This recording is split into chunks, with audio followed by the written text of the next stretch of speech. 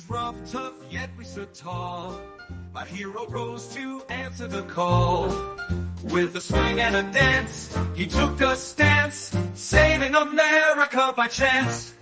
Get your popcorn out and enjoy the show. A storm is coming, don't you know? Up against the shadows in the night, he faced the deep state with all his might. Trump swung the band, justice in his hand, bringing freedom to the land. With Junior by his side, 45 through 47, America's pride. Swing high, swing low, Trump's hammer wisdom stole the show. Deep state down in the ground, America's pride will abound. With Junior by his side, 45 through 47, America's pride. Swing high, swing low, Trump's hammer wisdom stole the show. Deep state down in the ground, America's pride will abound. Jazz it up, beat the drum, freedom song, let's hum. Victory true shining through, red, white, and blue make their debut. Enemies scattered, they had to flee. Our hero unlocked democracy. With a rhythm and a rhyme, justice in time, America's bells did chime. With Junior by his side, 45 through 47, America's pride. Swing high, swing low, Trump's hammer wisdom stole the show. Deep state down in the ground, America's pride will abound. Get ready for the great storm, thunder will shake the ground. God's chosen have been found, they heard our call, a sacred sound. Pray for peace and prosperity, Trump is making world history. He'll abound.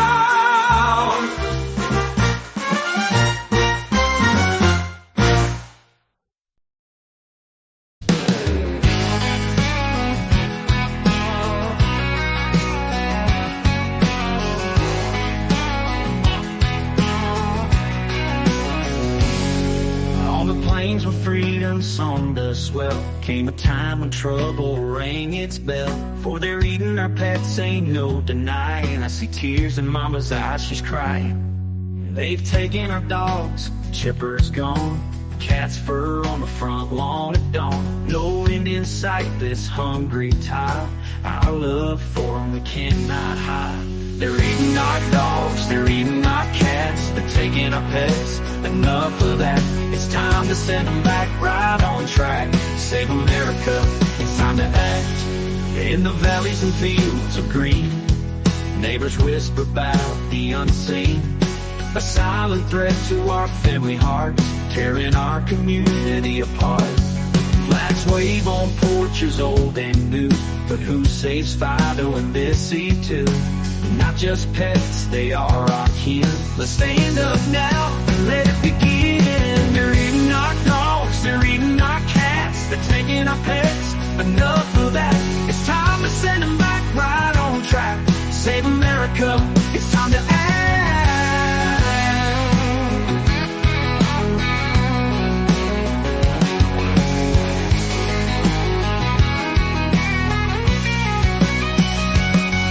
They're eating our dogs, they're eating our cats, they're taking our pets, enough of that. It's time to send them back right on track. Save America, it's time to act. They're eating our dogs, they're eating our cats, they're taking our pets, enough of that. It's time to send them back right on track. Save America, it's time to act. Time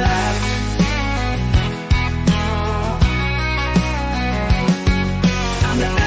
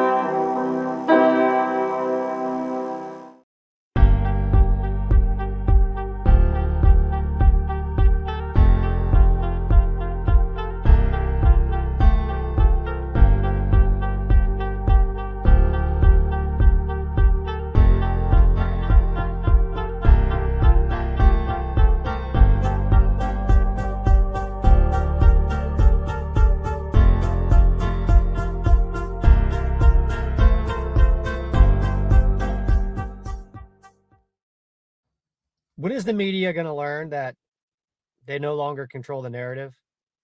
We're the media now. So last night following the debate, I put a video out that just in a few short hours has gone absolutely ballistic. It's gone viral, sitting at 1.4 million views already. If you haven't seen it yet, you need to go listen to this take because it's probably the only take that I've heard anyway that actually called what was going to happen coming out of that debate. You see, the media has a script. They're trying to convince you that Donald Trump lost. And I'm here to tell you that's not at all what happened last night. Kamala Harris, because of ABC, got wrecked. Now, I know that's not the popular narrative that they're trying to push, but I want to show you why I say that now we're the media. I told you in that video that nobody's going to remember most of what was said, but what they are going to remember is this, that Kamala Harris was not capable of standing on that stage and debating Donald Trump in good faith. And now this is the narrative that's being talked about all over the country. And a bunch of flash polls started coming out after the debate was over. You see that on C-SPAN? This was on ABC's own page. ABC, right there. Newsmax, flash poll. CNN has done their own polling. Despite the 3-on-1, Donald Trump actually picked up voters and who's going to better handle the economy. Even some well-known ex-users ran their own polls. You see that? The fact that they even had to put the moderators in there as an option tells you everything you need to know. This is a refreshed view today of the C-SPAN poll. Do you see that? And now I want to show you why the media has lost control of the narrative and we are now in charge of the media. This is just one random ex-user who's starting to fact check the media's fact checks of Donald Trump and their lack of fact checking of Kamala Harris. You can go check out this X post if you want. He's got a whole list of them. Do you see that 7.2 million views up there? This post was put out around 10 a.m. this morning on Wednesday. I took this screenshot about 2 hours after this post was made, and it's already at 7.2 million views. I just looked at it again an hour or so later. It's over 10 million views. So you need to understand, while the media is trying to convince you that Kamala Harris won that debate last night, what's actually happening behind the media, where we control the narrative, is millions and millions of people are learning the details about what ABC did last night, how unfair that debate was, and that Donald Trump actually won on substance. And let me prove it. This CNN poll, flash poll, looks at percentages of people that think the person will handle the economy better before the debate and after the debate. This is the issue right here, and immigration. Poll after poll after poll shows that this is what the American people are going to be voting on. And you see what happened? Donald Trump actually picked up 2 points. After that shit show of a 3-on-1 assault that Donald Trump had to wade his way through, I'm telling you, he mopped the floor with them. No matter what the propagandists tell you, this is what you should care about.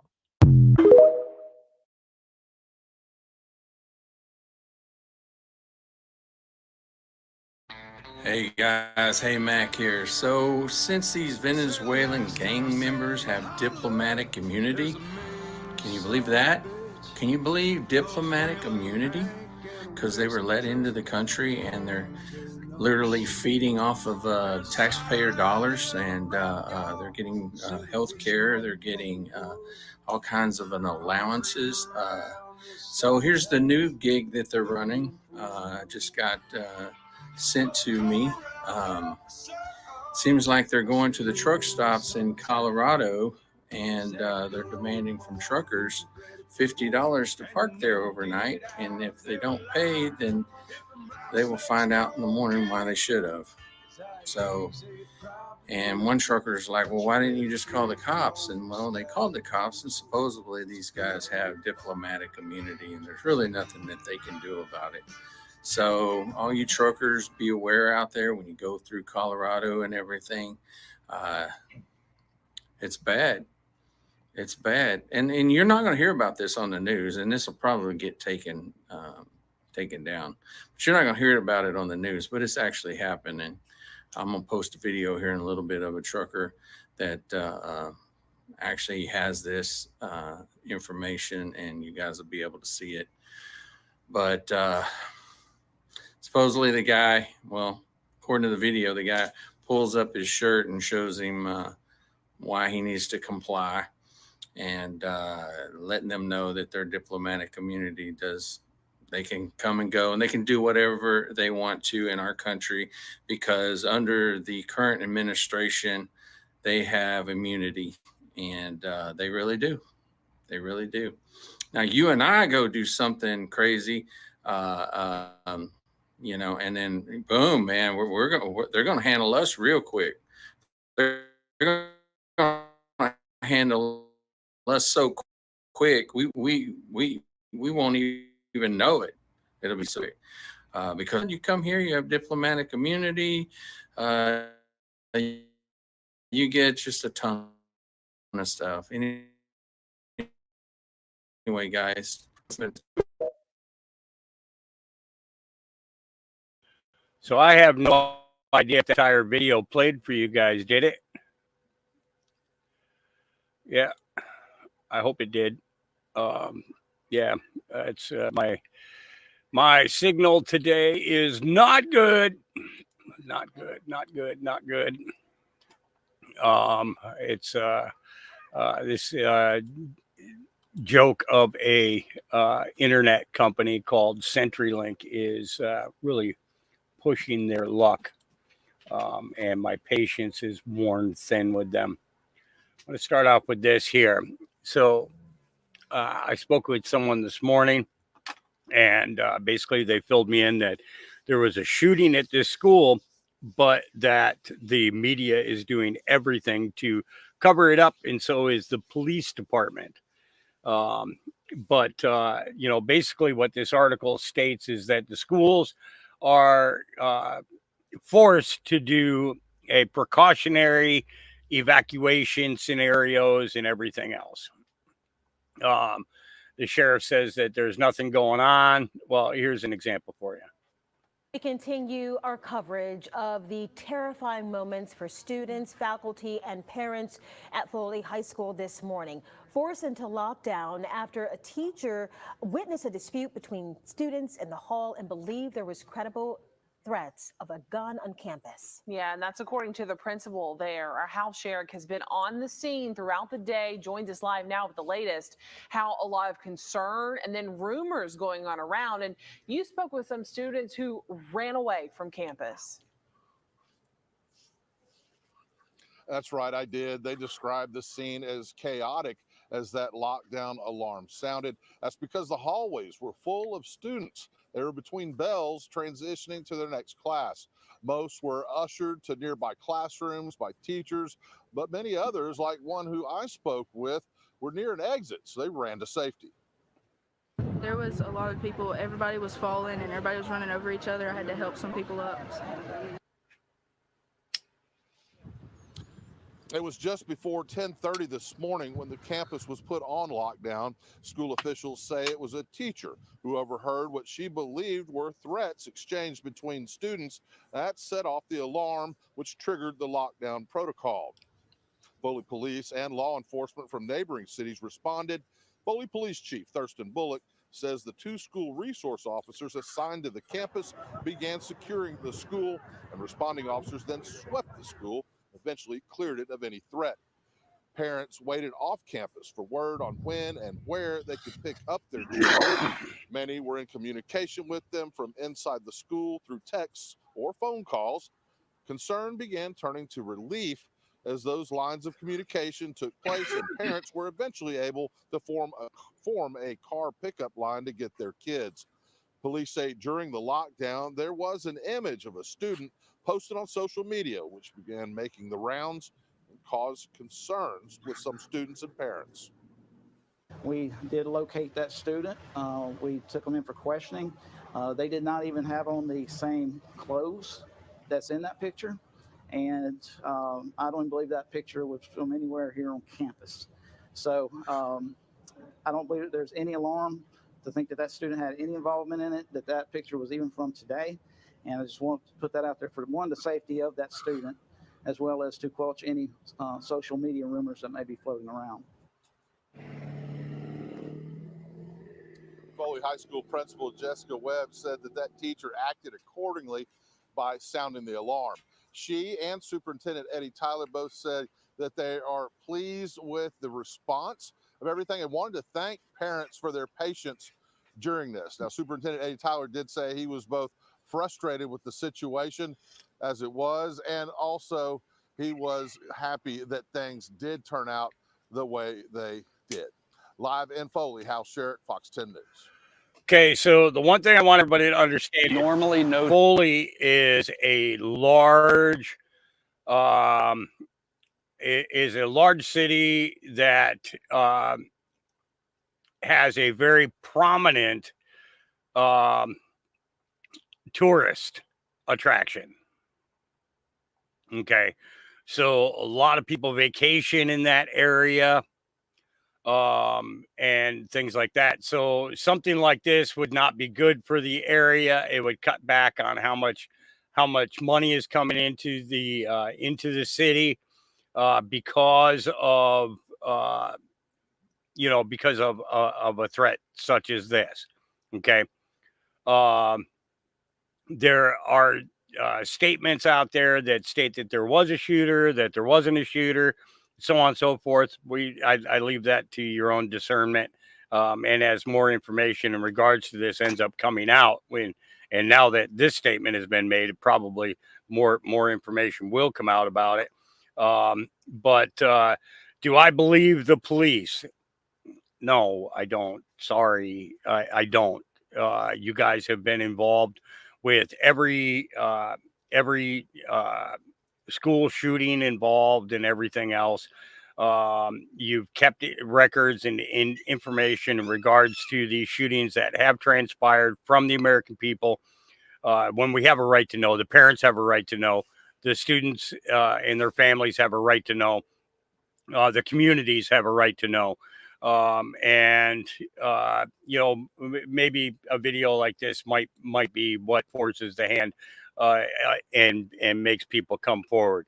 But good morning, everybody. I hope everybody is having a good day. You notice at the beginning of the program, I played the Ingersoll Lockwood song titled "Save Our Pets, Save Our Land." I couldn't resist. And because of the fact that these are released by Ingersoll Lockwood, I am playing them. I have them added to our brand music list because it's great fill-in songs. We could songs like about Barron Trump and about and about Donald Trump 45-47, so on and so forth. To me, they're like campaign songs that are specifically designed and written, I believe, to be spread to the public and shared with the public. And it's I love their music. Dave fact checked me last night because I said to him, I says, I thought that this was the first song that didn't follow the 1920s, 1930s music style, but then boom, they had to go and drop another one, right? But it's I kind of turned off from Ingersoll because other people were working on it. I didn't see any point in digging into it any further because people with more experience and more researchability have been taking and doing. Thank you, Paula. I will state this. I'll say it afterwards. But just people with more researchability and know-how on finding information that I kind of let them take the lead on those and stuff. But the songs are great. All of them have purpose and meaning behind them. Doing research around them. Talking about the Operation Looking Glass, Into the Looking Glass and stuff like that. All these different songs that kind of all, you know, uh, Melvita, the state of confusion. That's where I'm at. I'm in the state of confusion. Oh, where was that article? That was in Alabama.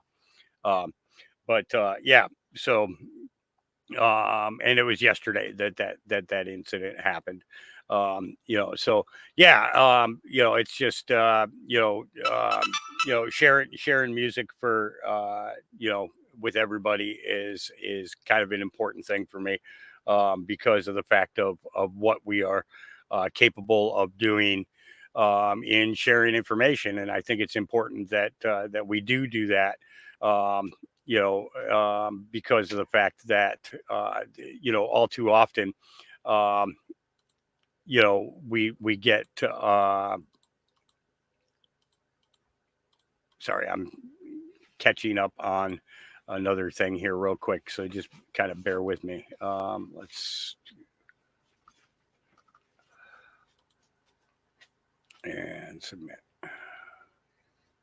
So I had to have a milk delivery this morning because my goat lady up the street, she her milk is booked for the next 2 weeks.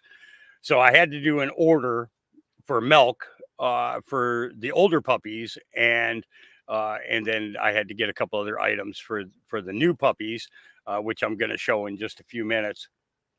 And I ended up giving away a puppy this morning. And I thank all of you that donate regularly to help care for them. This male went home. All 4 kids were in the car when she was dropping. This is crazy. This mom, okay, is doing homeschooling, okay, with her kids, okay. They all have different mental disabilities, okay. So she's having a rough time, and she looked at all the dogs at the gate, okay. And if you guys have never seen what it looks like at my gate, let me tell you, it is a sight to see, with German shepherds lined up across the entire gate. And the gate it's a 12-foot gate, and I can't even get all the dogs in a line because there's too many of them, so there'll be 2 rows of them. And one little pup followed us up today. First time he went up to the gate, and that little boy went home with that woman and her 4 kids. So, again, thank you for those of you that do donate, because you allow me to be able to do exactly what just happened this morning. Making the day of this mother is so awesome. The girl, she called her daughter out of the car. Her daughter came out, and I stepped around the fence, because I have solid wooden panels on the side of the big chain link gate, and I had to pick the pup up from there. And so I picked him up, and I turned him around. I said, "Were you looking for a boy or a girl?" She says, "It doesn't matter." and she didn't see the puppy yet. The daughter got side by side with mom, and I stepped backwards through the gate and then locked the gate so that the other dogs weren't running out and jumping up on them and everything. And then I turned around, and that little girl's face lit up like a light bright. I don't know if anybody remembers Light Bright, but Light Bright, okay. And I handed her the puppy, and mom just did. She got all emotional. She got all emotional. She said, "How much?" And I said, "For free. You're taking him home right now. Taking him home right now." And she's like, "Really?" And I'm like, "Yep." And she says, "Well, are you sure, you sell puppies?" And I was like, "Yeah, I do sell puppies." I says, "But honestly, because you explained your medical situation with the kids to me, that inspires me to want to give to you. So instead of taking the money that you would give me for a puppy, I want you to go down. This is the type of dog food or puppy food you need to get, and you need to mix it with milk for at least another week or two. And then these are the shots that the puppies have already gotten. And so she went home with that young boy, uh, and yeah, it was all smiles going out the door or going out the gate. So it was yeah, it was a great morning. So Paula, thank you very much. I appreciate that. Your donation will help in continuing to be able to do what I do, and I appreciate that assistance. You know, especially where it comes to medical people, whether it's a mental disorder, physical disorder, or maybe autism. Autism, I don't consider a mental disorder. I consider that a disorder done by the things that the doctors put into these kids at such young ages. You know, I think that that's what triggers the autism in these children. And I think it's way, way, way, way too important to get a child a proper focal point. Okay, if the dog recognizes that the child is getting upset, then the dog is going to go to them, drop their head in their lap, and say, "Hey, it's okay, I'm right here," kind of thing. Um, yes, it will. Slow country. Thank you. Yeah, that'll make about 4 gallons of goat milk for me. The powdered stuff does. A 2 pounder does. Yeah, it does about between 4 to 6 gallons, depending on how light I go with it. But yes, thank you for getting that shipped out. I appreciate it. Um, the goat's milk is primarily going to be for the little itty bitty ones. When mom starts to wean off of that, I like to give them the goat's milk about a week before her weaning session goes. I get them to start drinking out of a dish. And the goat's milk has enzymes in it which protect them from things like parvo and other illnesses and things up until the point that they get their first shot. And the first shot that I get from the local, what the hell is the name of it? West. Um, I think I keep thinking Westco. Westco, it could be Westco or something like that. And they deliver. Um, and they are basically like they're kind of like Tractor Supply, out here. Um, you know, and and the shots that we get are the 5-in-1s, and the only thing that they have to do afterwards is at the 6-month period they get the rabies shot. And I also give them a warning that to make sure that the veterinarian gives them a card that basically states that the puppy does not need another rabies shot for a minimum of 2 years. Okay, demand that, because you can request that. Okay, because getting the rabies continuously year after year actually creates cancer in the dogs and can be detrimental to whether the dog lives more than 4 to 6 years. Dogs have been known to live 20 to 25 years. Okay, then why shouldn't we be giving them that ability, that life?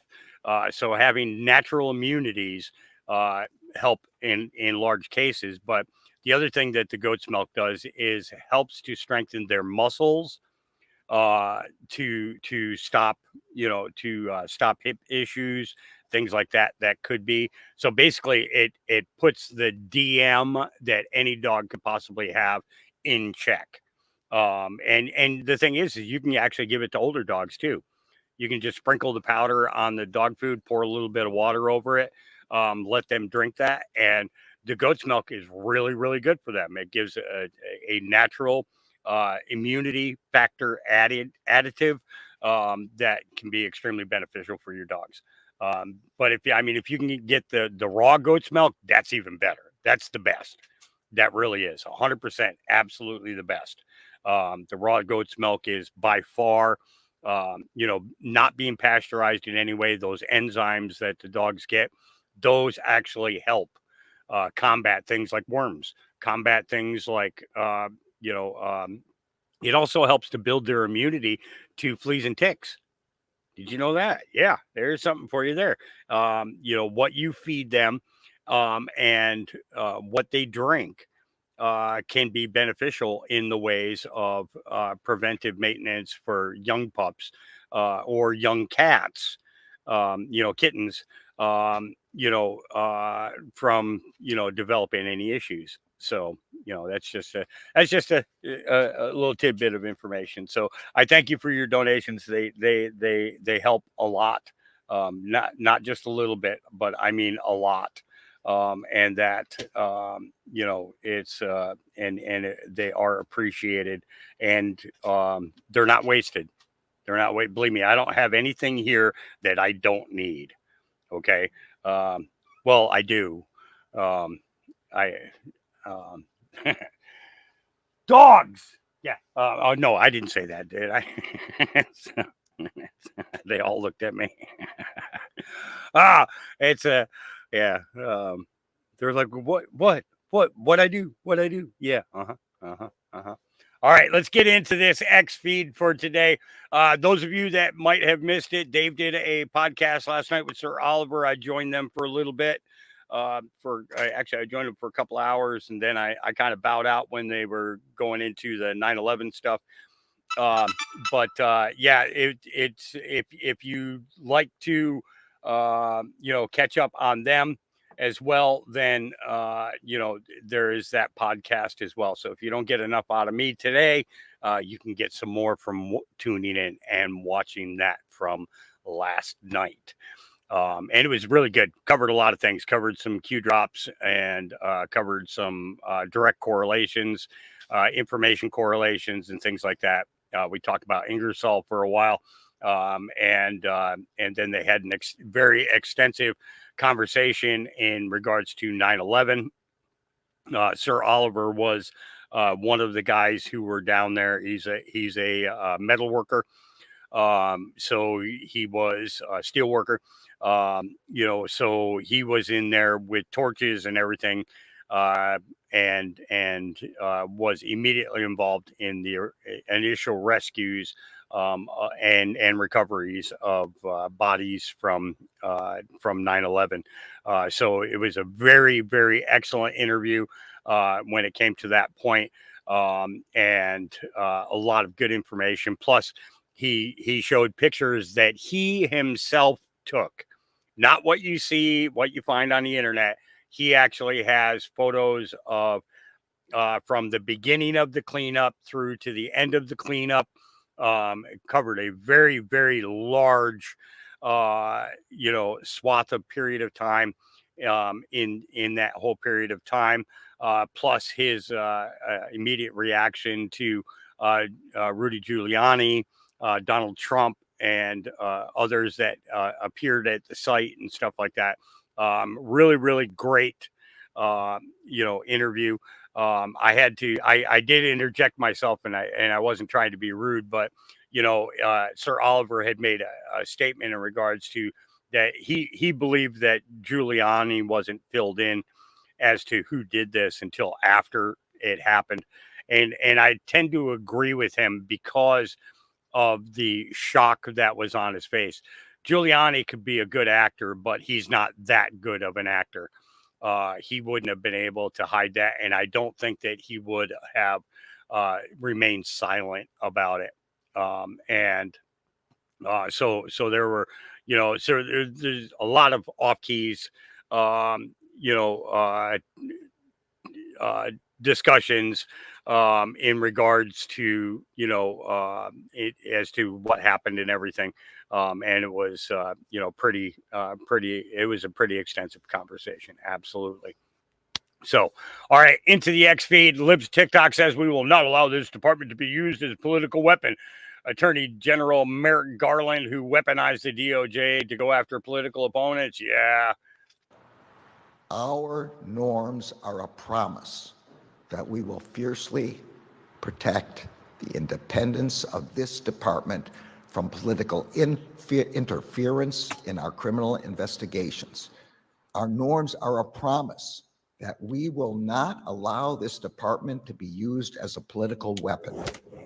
And our norms are a promise that we will not allow this nation to become a country where law enforcement is treated as an apparatus of politics. Why you lying, brother? Why you lying? You've already done this. You've been doing that for the last 3 years. We see everything that you have done. You have committed treason on multiple levels. Multiple levels. And the American people want accountability. And we want justice. And you want to know what? When you're gone, we're going to get it. We're going to get it. This is the end of your career, buddy. And retirement money ain't going to be enough. It ain't going to be enough. You're a lying sack of crap. It's just no ands, ifs, or buts about it. You are a lying sack of crap. All right. DC Drano says, I watched this longer clip and it only gets worse for Kamala. The man in the Trump hat didn't take it off and tell Joe to wear it. Joe looked at him and said, I need that hat. Put it on. And smiled for the cameras. Direct hit on Kamala. Here we go. Trump hat, I'll give you my presidential hat. Presidential seal on it. You want to autograph it? Oh, sure. Trump hat, I'll give you my presidential hat. Give me that. Seal on it.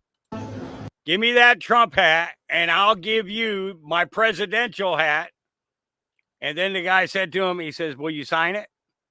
Seal on it. You want to autograph it? Oh, sure, I'll autograph it. Huh? Yeah. You remember your name? I don't remember my name. I'm slow. You're old part. You're an old part. Yeah, I know, man. I'm an old guy. You're an old part, right? I know you would know about that. What? About being old. Oh, I know. All right. I'm a young timer. He reminds me of the guys I grew up with. There was always one in the neighborhood. Well, I'm the only one. There you go, man. I need that hat. Want my autograph? Hell no. You know my name. Come on. I ain't going that far. Yeah. You said you'd do a selfie. There you go.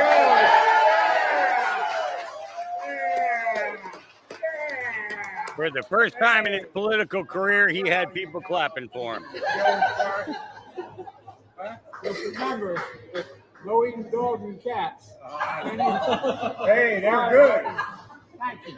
They're good. Kentucky Fried Chicken. I hope you like the pizza. Huh? You guys picked the place to get. I don't know where it's not easy. So, as you can see, you know, Joe said to him, I want that hat. So it wasn't something, yeah, he kept the hat. Yeah, the guy got the presidential cap and Joe kept the Trump hat. So this is great. This is you realize that okay, think about it like this. What would happen if Joe Biden endorsed Donald Trump? Okay. And I want you to really think about this. Okay. I mean, seriously, think about this. If Joe Biden came out and told the American people it would be better for you to vote for Donald Trump than it would be to vote for my vice president because she doesn't know what she's doing. Can you imagine the backlash that would affect the Democrat Party? You know, and it's like, whoa, wait a minute. I'm serious now. Okay, I'm serious now. I want you guys to keep that in mind. You know, how do you remove Harris? The 25th Amendment. Okay. Now, there's already been I think it was HB 546 or 536 or something like that. That was introduced in regards to Kamala's incompetence with the border. Okay. And so we look at that, and then if Joe Biden came out and said that, at that point there, the 25th Amendment would in fact kick in, and Kamala would in fact be charged for bringing all these people in. And you're giving them diplomatic immunity? These gang members? Really? Could be something else. I'm telling you. Yeah. All right. Moving on. Here we go. Oopsie, Goldman Sachs CEO David M. Solomon basically just said Kamala Harris lied during the debate about a report stating she would be better for the economy. Here we go. Let's talk some politics. Debate was last night. Not sure if you had a chance to see it or not. Your own economic team, of course, has made news of late, suggesting that the bigger boost to growth would come from the Harris economic plan, at least over the first couple of years. She mentioned it last night. You feel the same? So that report, which was mentioned last night in the debate, came from an independent analyst. And it's interesting, Scott. I think a lot more has been made of this than should be. What the report did is it looked at a handful of policy issues that have been put out by both sides, and it tried to model their impact on GDP growth. And the reason I say a bigger deal's been made of it is what it showed is the difference between the sets of policies that they put forward was about 0.2%. Okay, so economy grows. Okay, if you took these particular sets of policies they looked at, and by the way, we have no idea whether these policies, these things that are talked about will ultimately be implemented. What was the growth impact? The differential was 0.2%. So, I think our clients are trying to look at what's going on from a policy perspective and make judgments. I think this blew up into something that's bigger than what it was intended to be. Ooh. Yep. So that's the CEO of Goldman Sachs. Yep. All right. Okay. Every single person needs to listen to this. She is reading a letter from an Ohio state representative about what is happening in Springfield. And I'm not going to go into the highlights. I'm just going to go ahead and play the video for you guys. Here we go. Hey, I just saw this on my Facebook page because I am fairly local to Springfield, Ohio. So I'm going to read something to you. My name is Kyle Kaler, and I am a former state representative for Springfield, Ohio, and the Clark County area. I am currently a candidate for the state Senate covering Clark, Greene, and Clinton counties. Over the last 4 years, Haitians who are crossing the border or in fact flown to our country as refugees have been given temporary protected status by the federal government. Under the Biden-Harris administration, they not only are protected, but they're given between $600 to $1,600 a month on debit cards through the Refugee Cash Assistance Program and allowed access to all public assistance programs available to U.S. citizens. Since early 2020, a temporary staffing company in Springfield started actively bringing Haitian refugees to our city. First a few hundred, then thousands. As of this month, our local Job and Family Services has registered over 20,000 Haitian refugees in our county and city. Springfield, which had a steady population of about 58,000, now has an additional 20,000 new residents in and around Springfield, 20,000 people in just under 4 years. Our public school system, with just over 8,000 students, suddenly has over 1,600 non-English speaking students. 19-year-old Haitian men and women are being enrolled as high school freshmen and are in a class with 13-year-old boys and girls. The staffing company that started this migration, in quotation marks, is owned by a man that has over 63 rental properties in the Springfield area. Instead of getting the normal $600 to $800 in rent each month, he rents cots for $250 a month to as many as 20 to 25 Haitians per home. He charges them $25 for round trips to work each day. They work under contracts preventing them from being hired full-time at their place of employment. This and the barrier of not speaking English causes them to become basically indentured servants, in my opinion. Since no one over the age of 18 requires a driver's license in Ohio, driver's education in Ohio, Haitians are allowed to take the permit test with an interpreter who basically gives them all the answers. Since permit in Haitian language of Creole is interpreted as permission, most never take the actual driving test. This means hundreds of Haitians who cannot speak English and have no idea what the driving laws actually say are now causing accidents all over their community. There are Facebook pages created by individuals dedicated to reporting accidents involving Haitians. The number of overturned cars being reported each day on the streets where the speed limits are 35 miles per hour or less would shock you.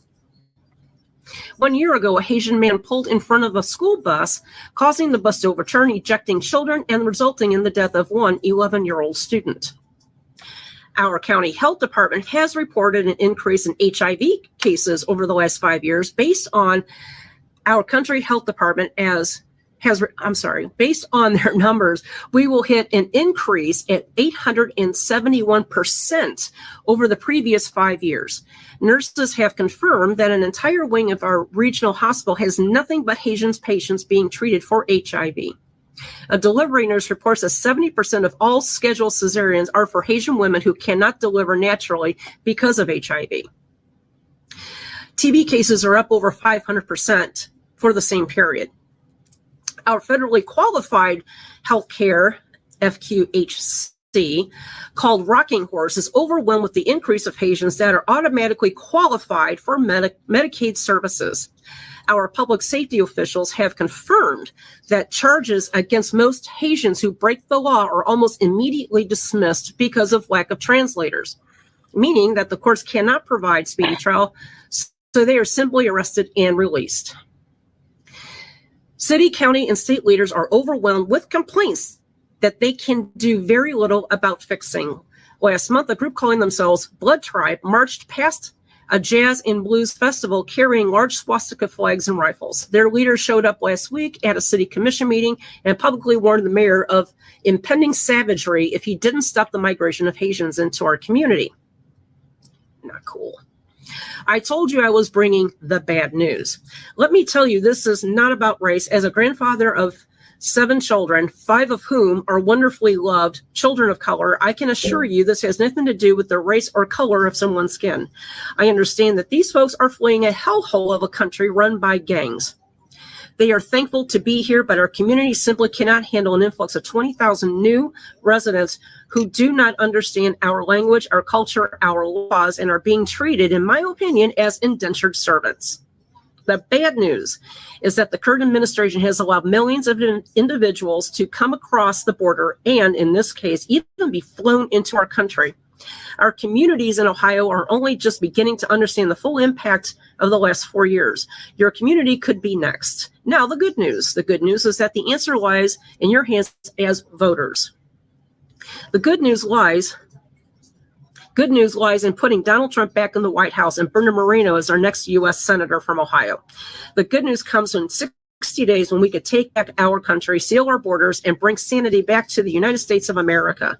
From the Ohio Supreme Court to the U.S. Senate race, from electing local officials up to electing Donald Trump, our nation depends on your vote.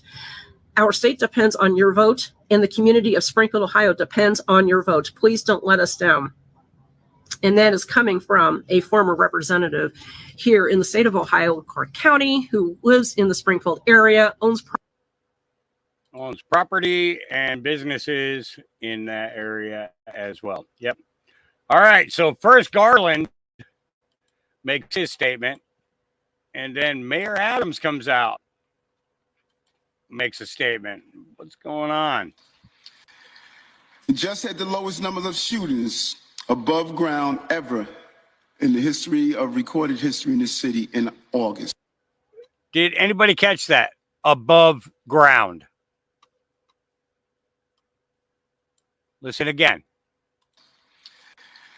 And just had the lowest number of shootings above ground ever in the history history of recorded history in this city. And did anybody else catch that? One more time. And I'm just going to let it play through this time. And just had the lowest number of shootings above ground ever in the history of recorded history in this city in August. To ensure crime keeps going down in our city today, I'm taking immediate action in appointing Tom Donlin as interim police commissioner. Tom is an experienced law enforcement professional who has worked at the local, state, federal, and international levels. He served as New York's director of the Office of Homeland Security, ran the FBI's National Threat Center and the FBI NYPD Joint Terrorist Task Force, and worked as the cold case agent investigating the 1993 Twin Towers bombing, as well as the attacks in U.S. embassies in Africa and the USS Cole in Yemen by Al-Qaeda. He is also a Bronx native. Tom joins a team at One Police Plaza that is relentlessly dedicated to public safety and protecting New Yorkers. That is why New York is the safest big city in the world and why it will continue to be. I thank incoming Commissioner Donlin for stepping in during this critical moment. As always, the men and women of the NYPD have my gratitude for their dedication and professionalism. I thank them for their command and their decision-making as we move forward, and for continuing to service that they deliver to all New Yorkers. Thank you, and God bless our great city and the bright future ahead. Thank you. Okay, now I'm gonna bring up the second point. And Jan, you are correct. That was the other one that I wanted to bring up. Is he said the Twin Towers bombing, planes flying into a building is not a bombing. Okay, planes flying into towers are not a bombing. He said specifically the Twin Towers bombing.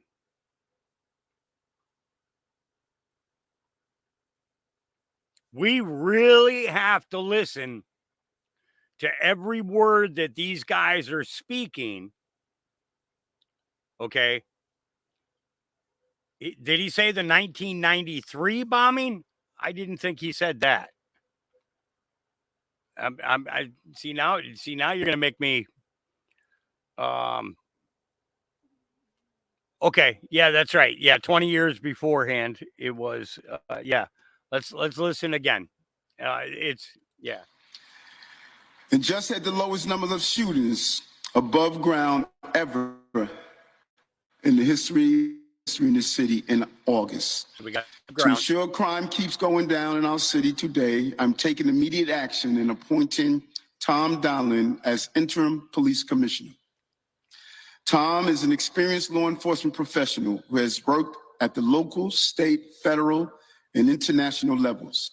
He served as New York's director of the Office of Homeland Security, ran the FBI's National Threat Center and the FBI NYPD Joint Terrorist Task Force, and worked as the cold case agent investigating the 1993 Twin Towers bombing. Okay, so as well as the attacks in U.S. embassies in Africa and the USS Cole in Yemen by Al-Qaeda.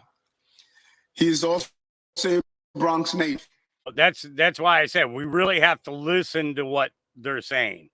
You know, there was it was I remember, because didn't the guy just get sentenced for that? After all these years, he just got convicted of it and sentenced.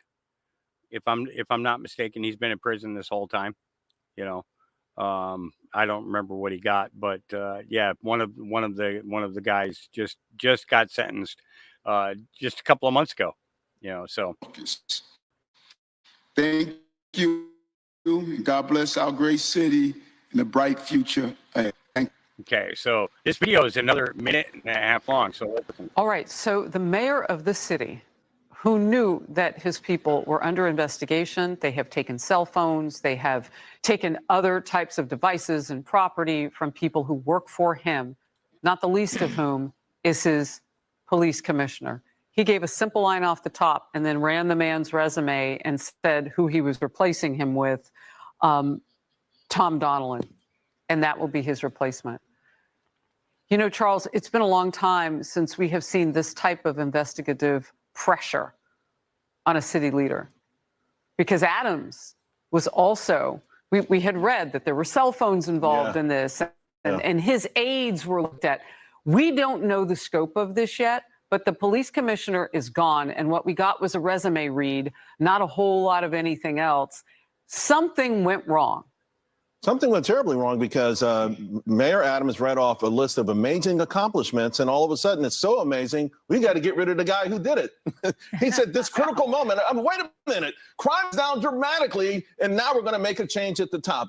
You know, listen, I Googled some of this stuff, right, just to see what New York Mayor Eric Adams' political career is a walking tragedy. That's MSNBC. New York Mayor Adams' response to federal investigations yesterday.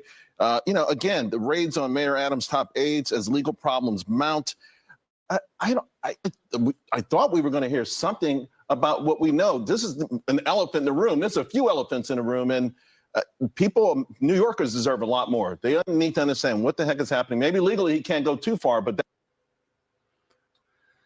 Yeah, so it brings to a lot of things in question, you know, like military being in the hotels, you know, and then him talking about this being the lowest numbers of shootings above ground. So what's going on underground? I mean, just asking, you know, because you specifically referenced above ground. So I've got to ask you, Mayor Adams, what's going on underground that you're not telling us about? Yeah, I remember that now, chessboard. Yeah, it's, you know, I'm old. My brain doesn't, you know, recall everything from back then, you know. Yeah.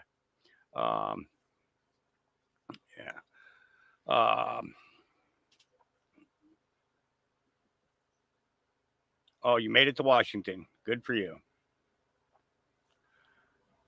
Good for you. Yeah.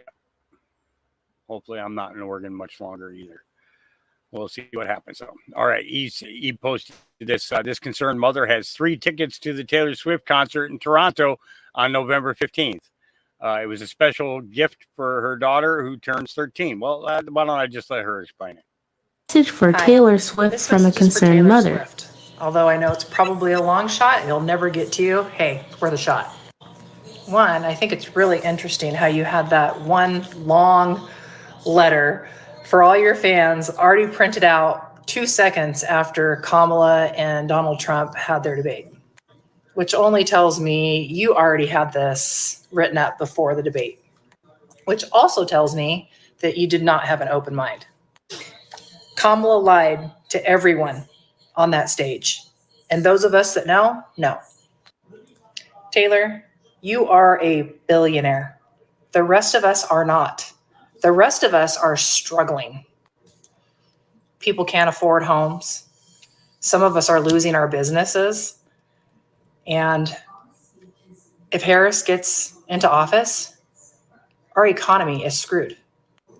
But I know that doesn't affect you because, you know, you've got all that money, private planes. You just don't even live in that kind of world. So it really seems to me like the issue at hand here is LGBTQ rights and aborting babies. And neither one of those are affected under Donald Trump. Donald Trump is the right guy for the job. If the economy of the United States suffers, the whole world suffers, Taylor. And if the whole world suffers, there goes your job, your career, because nobody's going to be able to afford going to your concert. And, you know, I know some people are going to say, oh, judge not, lest you be judged. Well, no, the Bible says we're not to judge the world, but we're to judge other believers. And since you call yourself a believer, How can you call yourself a believer and be for killing babies? So with that, I have 3 tickets to the Toronto show, November 15th, that I was going to take my 13-year-old. She turns 13 that day. As a special gift because she's been a Taylor Swift fan forever. I was going to take her to this concert, but my tickets are now up for sale because I don't want to spend another dollar supporting you and your private planes and your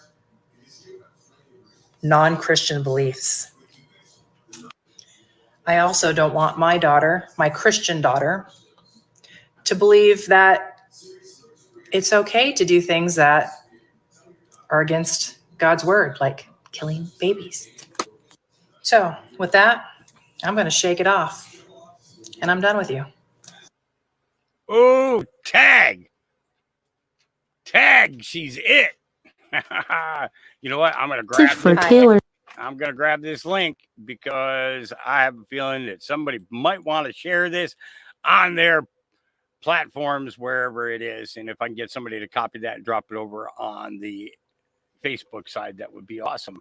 Yeah, I think that'd be a great video to share and might inspire others to step up and do the same thing. Yeah. Yep.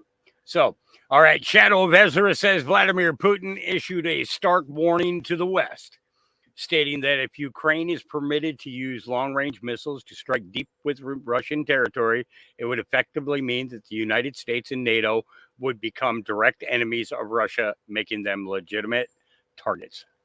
Okay, here we go. Yes, I got to get a full screen here, and you're going to have to read his text. I'm going to start it over. Here we go. Решение будет принято. Это будет означать не что иное, как прямое участие стран НАТО, Соединенных Штатов, европейских стран в войне на Украине. Это их прямое участие. И это уже, конечно, существенным образом меняет саму суть, саму природу конфликта. Это будет означать, что страны НАТО, США, европейские страны воюют с Россией. А если это так, то, имея в виду изменение самой сути этого конфликта, мы будем принимать соответствующие решения, исходя из тех угроз, которые нам будут создаваться. Решение будет. Yep.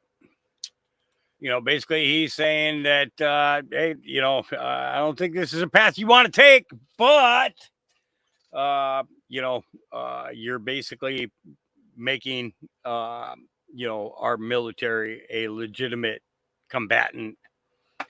If you do this, if you pursue this, you're endangering the lives of every single American. And yep, you know, so yep. All right. Moving on. So Dave played this last night on his podcast. I'm going to play it again. This is put out by Spiritual Street Fighter 1. I'm following her, but she's probably, oh, she does follow me. Oh, that's cool. That's nice. Thank you. I feel important now. No, I don't. I don't feel important. I don't want to feel important. What I want to feel is resolve that what I'm doing is worth it and that it is having an effect in people's lives. And sure, I've only got, you know, between 250 to 450, maybe 500 at times, people tuning in. But, you know, I try to put as much positive and truthful information out there as possible. And that's what my goal is. And that's what I'm going to keep working, trying. So, but she said, this is my absolute favorite Ingersoll Lockwood song, Where We Go One, We Go All. And I didn't hear this up until last night. Last night was the first time I heard it. Here we go.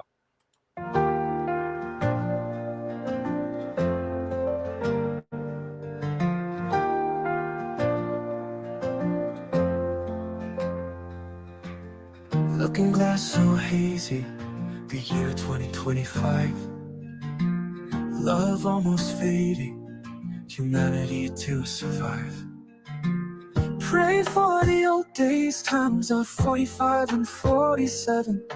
Hope the light returns, save us from this deep dark night. Save America now. Bring back the light somehow. Deep state shadows play, got us to a brighter day. Junior, where are you? Lost in the whispering winds, echoes of a better time, dreams that never end. Memories of golden times when we knew what was right. Silent prayers in the night for darkness to take flight. Save America now. Bring back the light somehow. Deep state shadows play, got us to a brighter day.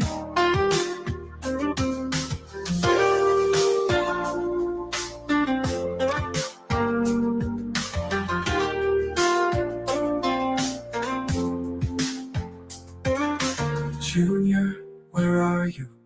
Lost in the whispering winds, echoes of a better time, dreams that never end. Memories of golden times when we knew what was right. Silent prayers in the night for darkness to take flight. Save America now. Bring back the light somehow. Deep state shadows play. Deep state shadows play. Guide us to a brighter day.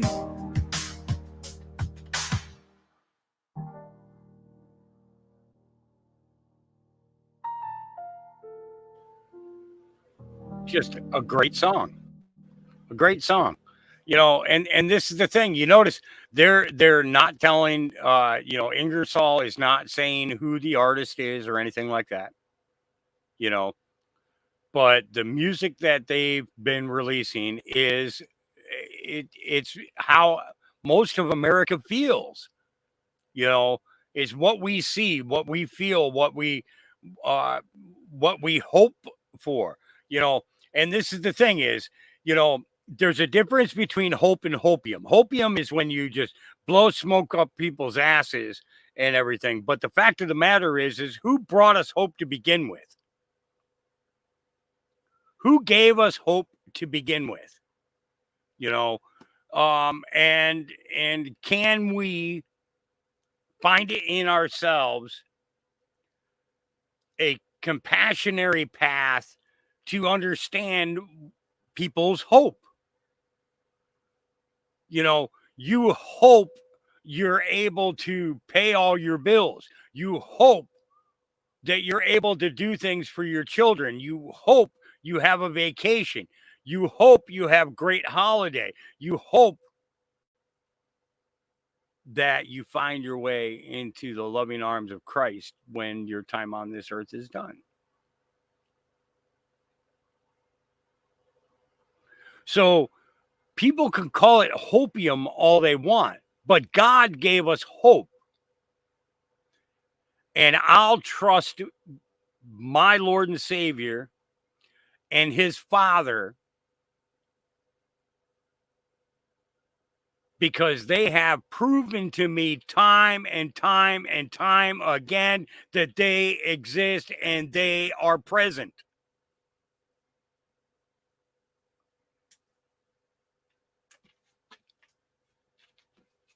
They've proven it time and time again. You know, the amount of car accidents that I've been in my lifetime. And get this, I've never been in an accident that I was driving except for one. And that was and the damage was totally done to my car and not done to the person that was hit. But the person pulled out of a one-way section of the grocery store, Fred Meyer's, and cut across a 4-lane highway when there was, but she had to drive around a median in order to make that cut. I was in the right lane. There was a tractor trailer in the left that was slightly going faster than I was. And he came to a stop because the woman was going to floor it, and he saw it. I didn't see it though. So she cut across the front of him just as I was making the turn onto the same street that she was cutting across to, you know, and all that. It's Marcella. I have not heard back from his wife yet, so I'm hoping to get some word today as to his condition. He was being taken in for surgery when I spoke to her the day before yesterday. And I have not heard back from her yet. So I just pray that he's okay. Cause he's been really good. I mean, it's like I said, I have a 20-year, basically I have a lifetime lease on this place. And for as long as I want it, when I leave here, then at that point there, he'll sell it or he'll lease it out to somebody for, year by year. But when he bought this land, it was intentional for the project that I was working on. And he says, I'll find the land. And he found the land and all that and got me moved out here. So, the guy's, he's a stand up. He's a stand up. Out of all the people at the beginning, me coming out here, he was 100% the guy that made everything possible. Because looking for a place to be able to build a medical grow with the intent of it being a public medical grow, it was very, very difficult. We looked at, I think it was 15 or 16 different properties. And then Alan stepped in and what he did was he didn't tell the neighbors what I was going to do, when he bought the land. He says, I already have a tenant who's going to come in. It is all he told them. And then the day that I showed up out here, the neighbors all came one by one, asking what's going on. And when I told them, most of them, their faces lit up. A couple of them were kind of angry. Well, we didn't have any choice in this. I said, you wouldn't have had any choice anyways. I said, because if I came in out here and I bought it or got it as a homestead, then basically, it's my homestead. It's my 30 acres. And you can't tell me what to do on my property. And medical falls under HEPA. So it's been a HEPA violation for anybody to release that information to you to begin with. And they kind of just shut up at that point. But after seeing how my business was and that I wasn't selling large quantities of buds and everything else, they saw that I was selling plants. They all changed their minds, and most of them now grow hemp or cannabis. Almost all of them. They if they're growing cannabis, they have a couple of plants. If they're growing hemp, they have a lot more plants. Believe me, they have a lot more plants. 500 plants is so yeah. I can't I can't grab links through StreamYard. So send it to me via the email and I'll check it out. I did see the other ones that you sent. And thank you for those. So, all right. Shipwreck, she wants a rant and we're going to give her the time. Here we go. I'm old enough to remember when we were blocking celebrities because they came out here dressed in costume talking about let them eat cake. I remember that. I'm old enough to remember when we were blocking Oprah and The Rock because he came out here begging the poorest for money to help their homeland of Hawaii as if they'd ever missed a meal or couldn't pay rent. Remember when the shift happened and it felt like all at once, everybody just shut off their worship gene and it was over. And I was like, praise Jesus. Taylor Swift comes out and she just snaps her fingers and y'all turn it right back on. And you're like, we're going to go vote for Kamala. I'm not sure if I believe this wholeheartedly. Having such a hard time thinking that there are still that many people that are going to vote the way that they're going to vote because Taylor Swift or some other celebrity tells them to. Are you still there? Have you not been living your life the last 4 years? Have you not had to live paycheck to paycheck and skip rent or skip meals? Because my FYP is full of people that have had to do that. Are you really gonna vote for somebody because Taylor Swift tells you to vote for somebody? Is that really all it takes? Please, sir, may I have some more? This is real life Hunger Games and y'all just gobbling it up. She comes out, she's like, here's some breadcrumbs, here's Travis Kelce. God, this is fucking wild. It's just wild to me. Go meditate, turn that worship gene off, and look the fuck around you. Things are on fire, and Kamala has been in office for the last 4 years. What is going on right now is her fault. It is not the fault of Trump. It is not the fault of the previous administration. It is not the fault of COVID. She could give $6,000 to every family who was going to have a baby, who had kids if she could do that, if she would send it to Congress, they would push it through. She ain't going to do it. She ain't going to do it. Just like she could pay off your student loan. Taylor Swift and the women's, God, read something. Abortion is sent back to the states. There's nothing that Kamala can do about it. The Supreme Court will shoot it down at every turn. And Donald Trump has zero interest in igniting a nationwide ban. He couldn't if he wanted to because it belongs in the states. See? They can't do it. It won't go through. The day that Taylor Swift has to choose between putting food on her table or paying her rent is the day that I will give any flying fucks about her opinion on who I should vote for. Stop this. This is just insane. Stop this. She doesn't care about you. Stop with the celebrity worship shit. It's gotta end. Gross. And it's out of control. And these people they're paid to influence you. Stop letting them influence you. Yep. Shipwreck, I agree 100%. And I'm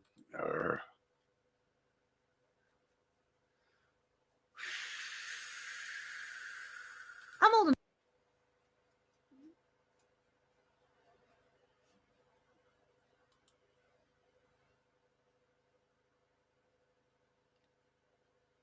Oh, I can't show this, dude. Yeah, this is in regards to the jibber jabberwockies for the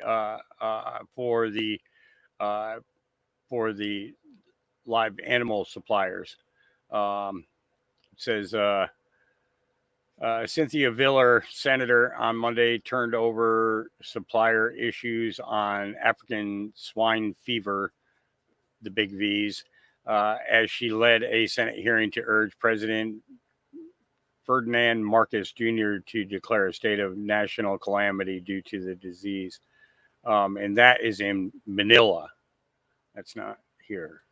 So, but we do get meat from them.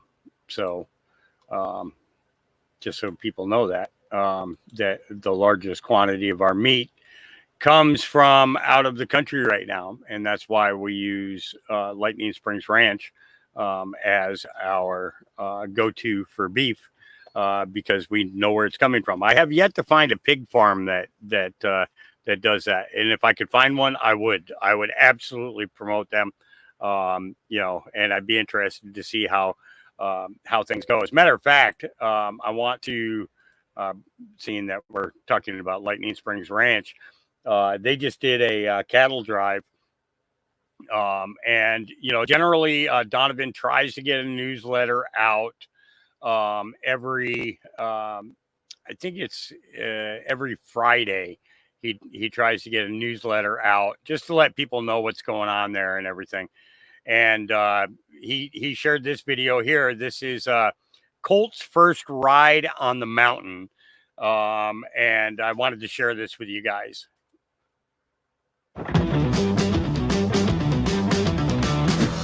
Welcome back to Lightning Springs Ranch. Today, we're taking this buckskin colt out for his first ride on the mountain.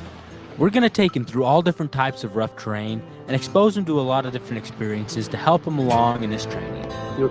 He's pretty nervous to begin with, but there's not many things better for a young horse than to get him out and ride him on the mountain like this. The reason for the ride today is to go drop off some salt walks and check all the cows to make sure that they're all healthy. Good looking horse. And since it's a slower day, it's a perfect time to do some training. Beautiful horse. But before we get to that colt, we have to load up all the salt blocks on our pack horse so that we can take him out. And with all the salt loaded up, it's time to get on this colt for his first ride on the mountain. Today, we're just riding him in a rope halter and a lead rope because that's what he's used to from being ridden in the round pen. A lot of times, when you take a horse to a new setting like this, you never know what they're going to do.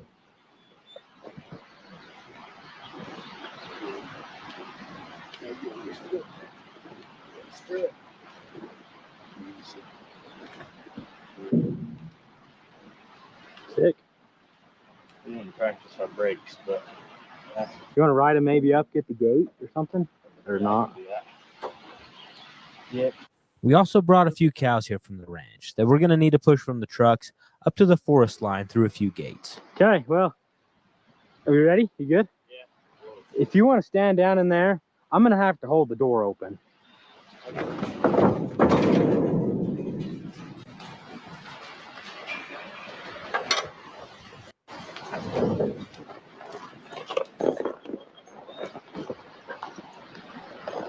I love that they got GoPros that they're used to do this. I think that's great. We're off. You think you can get up to the side of them a little bit?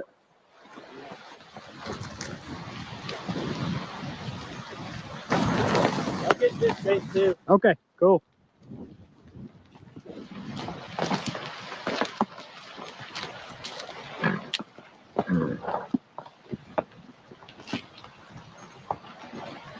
Well, that went way easier than I thought. So far, everything had gone really smoothly for riding that young horse and getting the cows up here. He's even got a cactus in his back leg, and he's not even... Yeah.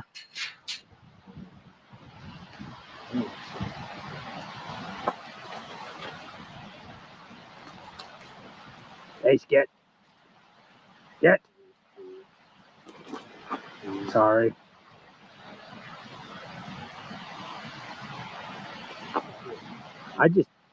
You have a knife? Oh, there you go. Good boy, Dingo. To get to where we want to drop the first block of salt, we got to cross the creek. But the crossing we usually use has washed out. I don't even know. I think this is the best spot. If you want to turn around, we can. A lot of times, young horses haven't learned how to place their feet yet, especially in water, which can lead to some tense situations.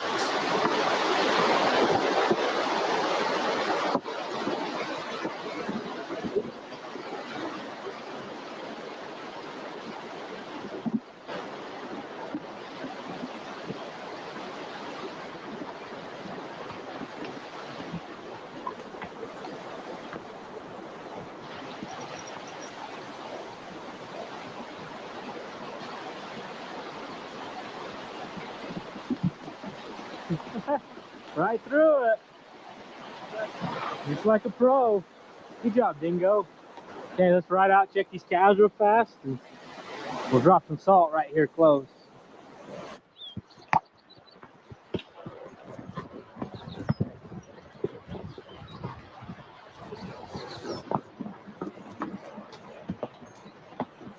Okay, we'll drop some salt right here. No. Here, don't go anywhere.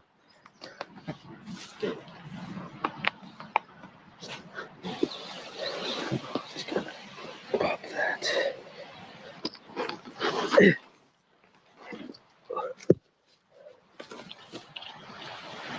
Okay. Make sure the pack was even on the way up. We had this pack horse carry a few rocks for us on the way up. Well, thanks for bringing this rock for us. I think it looks a lot better right here. I think so too. Personally. That'll be a good addition to this place right here. We'll push these cows onto this block. Go up here where it crosses up at the base of that, cross right up to the spring, drop a block, ride down, check the cows along there, drop a block over up there. What do you think? Sounds good. Before we head out to the next location, we like to push some cows onto the salt block.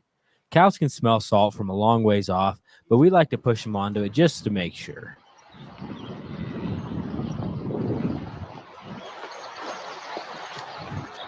Nice. They found it. With one done, we're going to head up to check some more cows and drop out some more salt.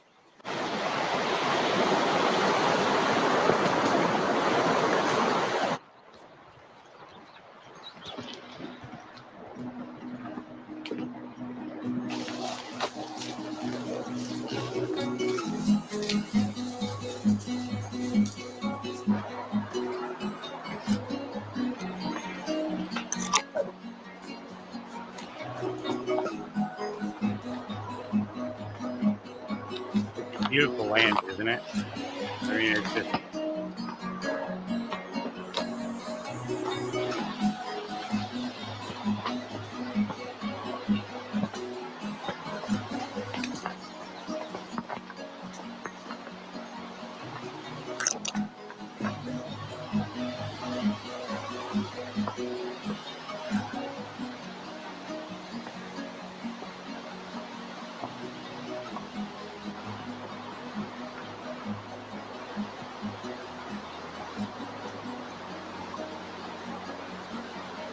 We'll let him drink a little bit.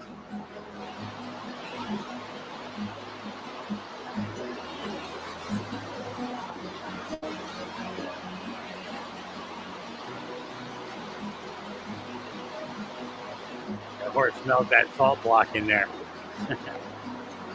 Like, wait a minute, I want some of that.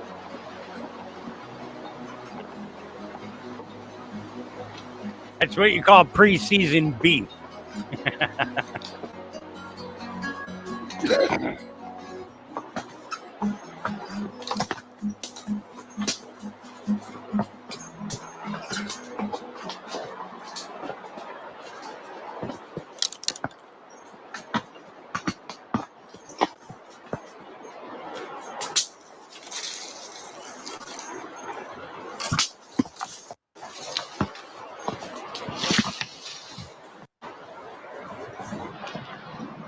On the road.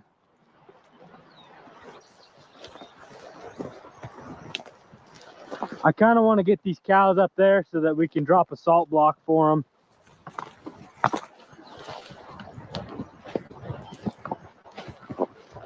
Luca, come here. Good boy.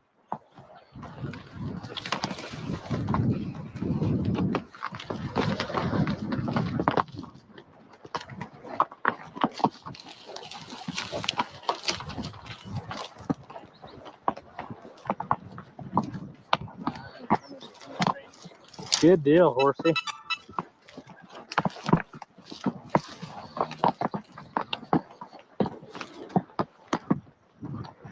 I'm gonna put it right here on this hill.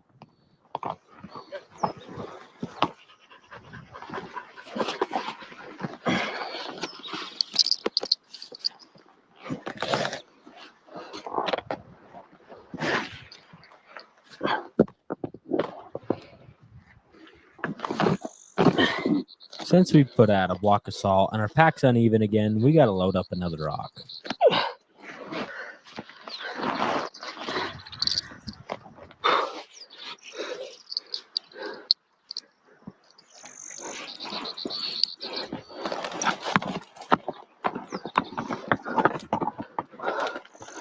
Thanks, buddy.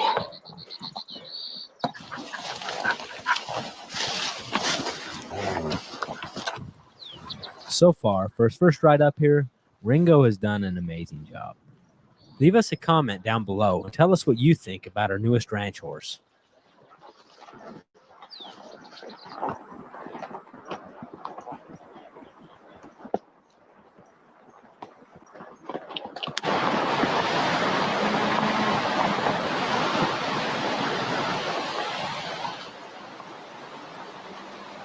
Nuh-uh, Annette. Nuh-uh. They're pre-seasoning the beef. Stop it. Oh.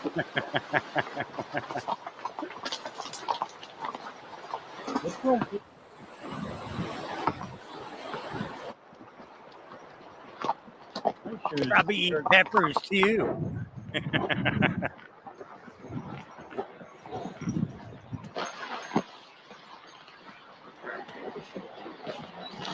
Before anybody feels the need to correct us, we're absolutely aware that he got off on the, quote, wrong side.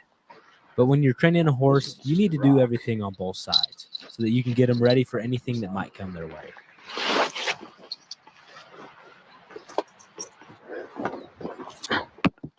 Oops.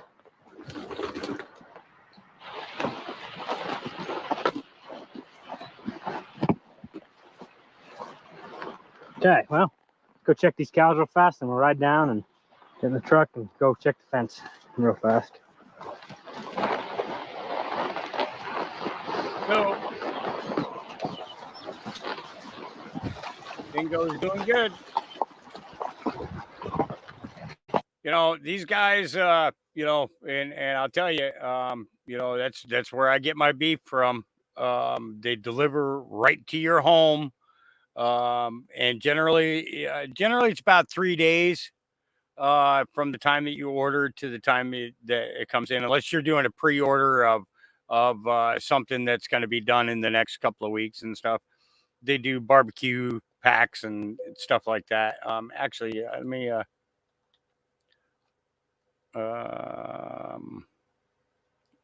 no, no, I want yeah, that's it. That's the one I want right there. Okay. So you go here and, you know, it shows you, you know, it's got, you know, a little bit of information in regards to the ranch and stuff. But if you go up here to the top, you'll see where it says catalog. You click that and it goes into what they have available. So the heel burger, that's all burger. I think it's like 25, somewhere between 25 to 30 pounds of hamburger. Then it's got 1/8 beef, you know, 50 pounds plus. And then it's got the American Family Bundle, beef snacks. They just started doing those this year because they got a lot of input from viewers, especially after they came on and did a interview with us here on the channel. And they've done some and they've donated stuff for us to give too. You know, periodically we do a drawing for a whole health bundle, which is, you know, enough meat for a family, a full size family, for a minimum of 30 days, you know. So, but they got the summer barbecue bundle. They still got some of those left. They got a roast bundle. If you're, you know, if you're thinking about storing up for the winter time, so you don't have to buy, you know, certain things for different occasions and things. Core nutrients bundle. They're making their own jerky now, their own summer sausages.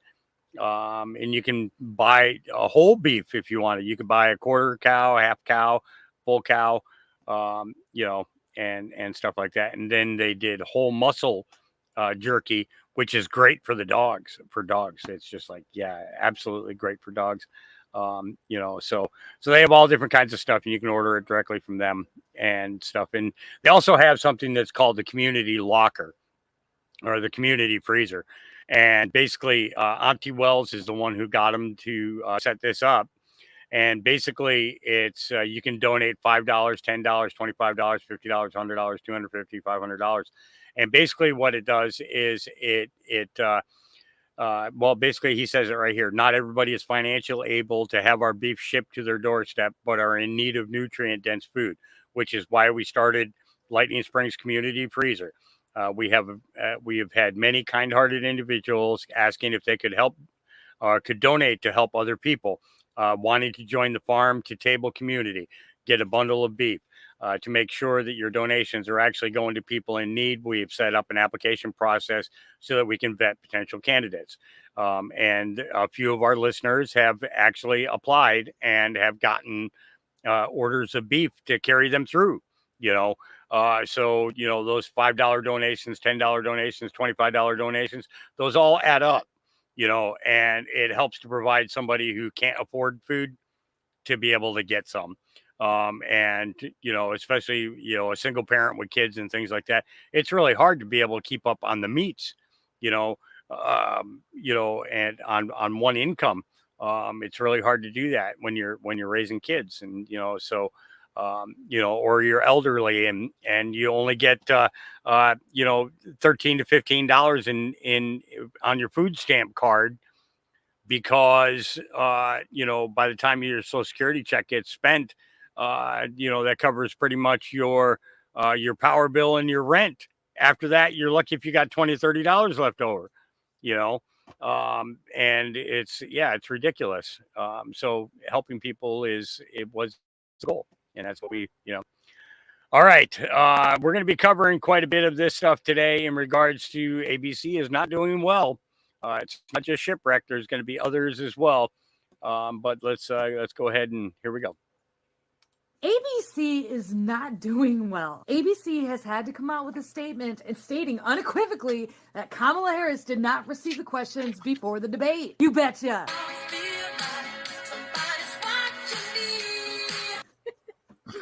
And surprisingly, it's here on TikTok where the majority of people are fact-checking the entirety of the debate. This has just been inundated with Kamala Harris supporters. Like, I can't get away with it. I don't interact or like or share any of the pro-Kamala posts. I'm not in the habit of blocking people because I try not to let things emotionally affect me, but I have had to block some of these Kamala Harris supporters on X because they just keep popping up in my feed. TikTok, on the other hand, is just full of people that are breaking down this debate lie by lie by lie from Kamala Harris. And then ABC on their own TikTok posted the closing statements from both candidates.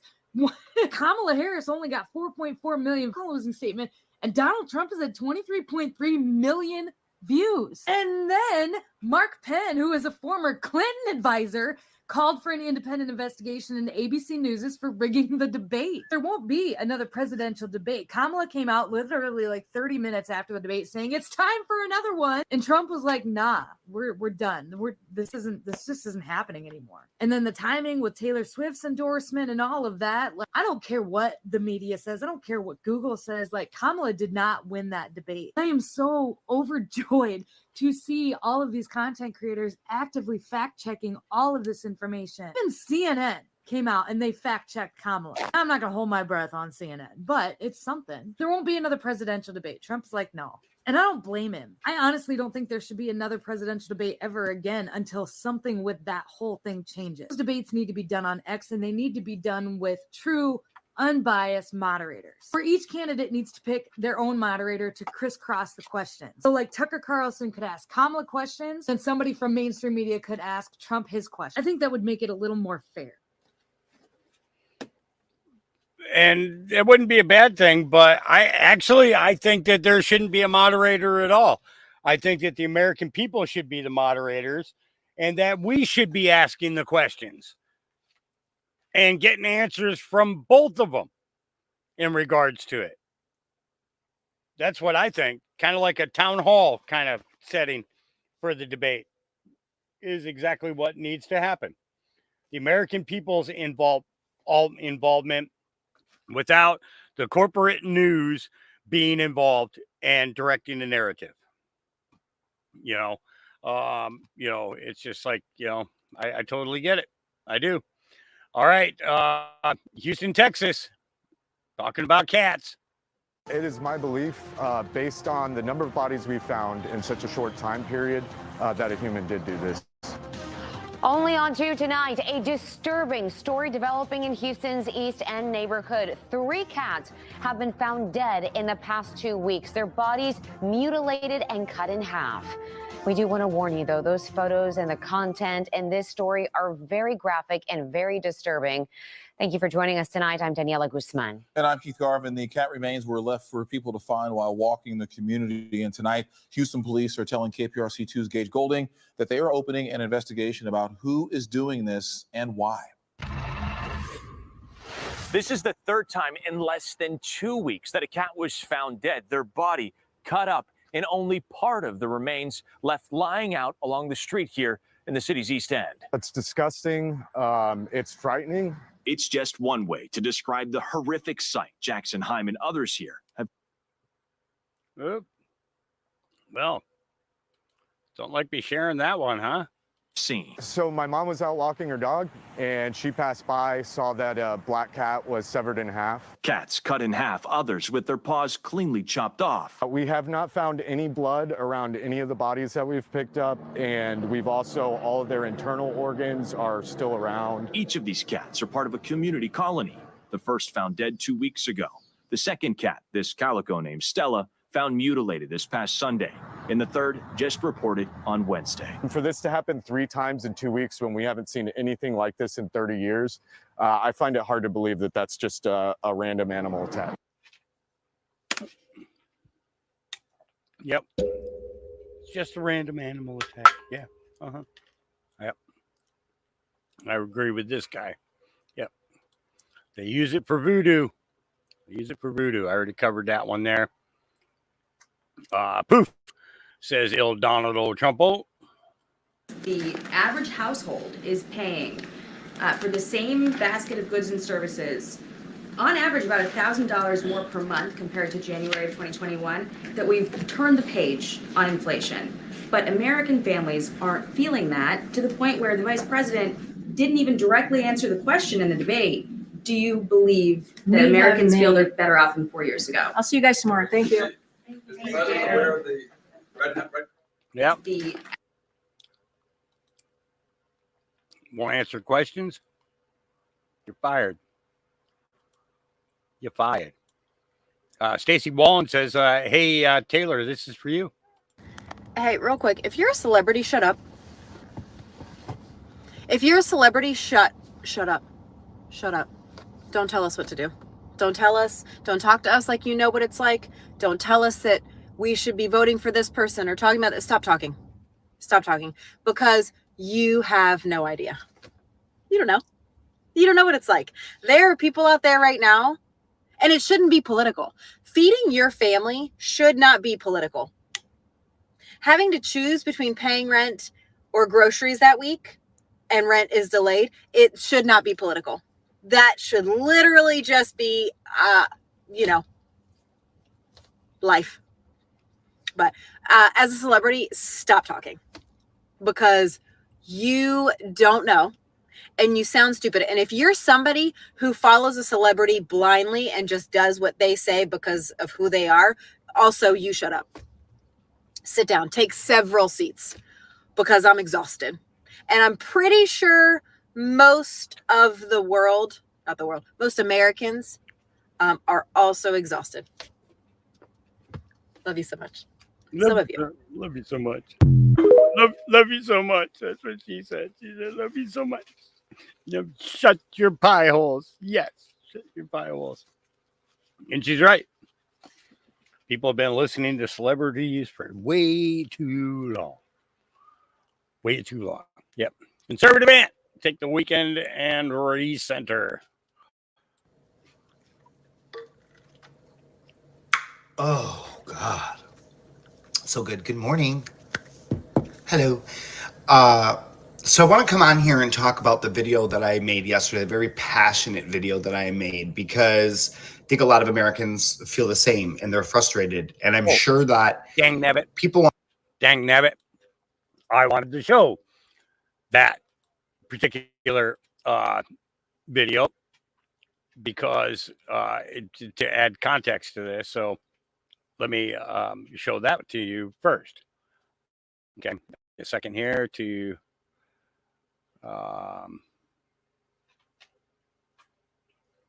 let's see. Where are you? Okay, here we go. This is from yesterday. So my last video, I've seen some comments like this, and this guy means zero harm whatsoever, but let's take a seat together. I know that they have the same rights as us, and I have the choice to not talk to or relate with people that I am just done. Like, as an American, I'm done. And I think that Americans are just so complacent because we're one of the youngest countries in the world that have never been ripped out of our houses by their own government or by another government in the middle of the night. So we are very comfortable as Americans. But I'm going to tell you this right now. They did not give us rights when people had to leave their jobs because they didn't get the juice. We did not have our rights when people were not letting us into restaurants because we weren't wearing a face mask. They kept your kids home from school.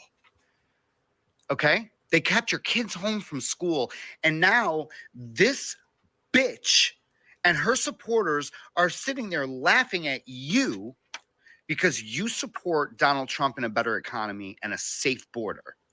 So no, I'm done. I do not want these people in my life, around my family, around my nieces and nephews. I don't want them talking, teaching, or any of that. I'm done. That's a conservative Ant. Yep. And he's at the end of his rope. So let's go back to this one, and I'll start it from the beginning.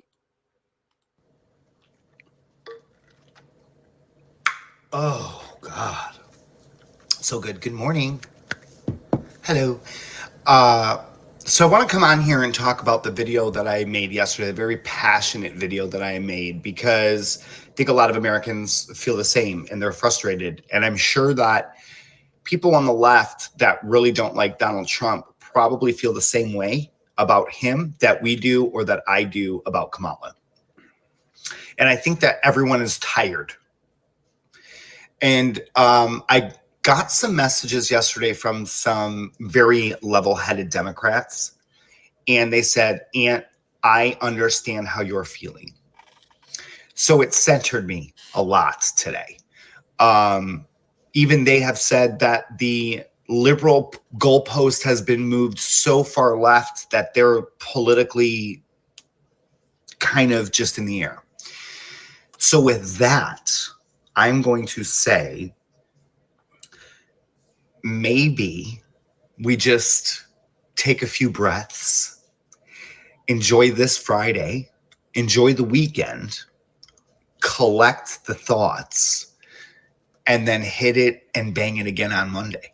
You know what I mean? So have a great Friday. And I'll see you soon. All right. So, yeah, conversations get started by well articulated statements. And these are conversations that need to be had across the board, you know.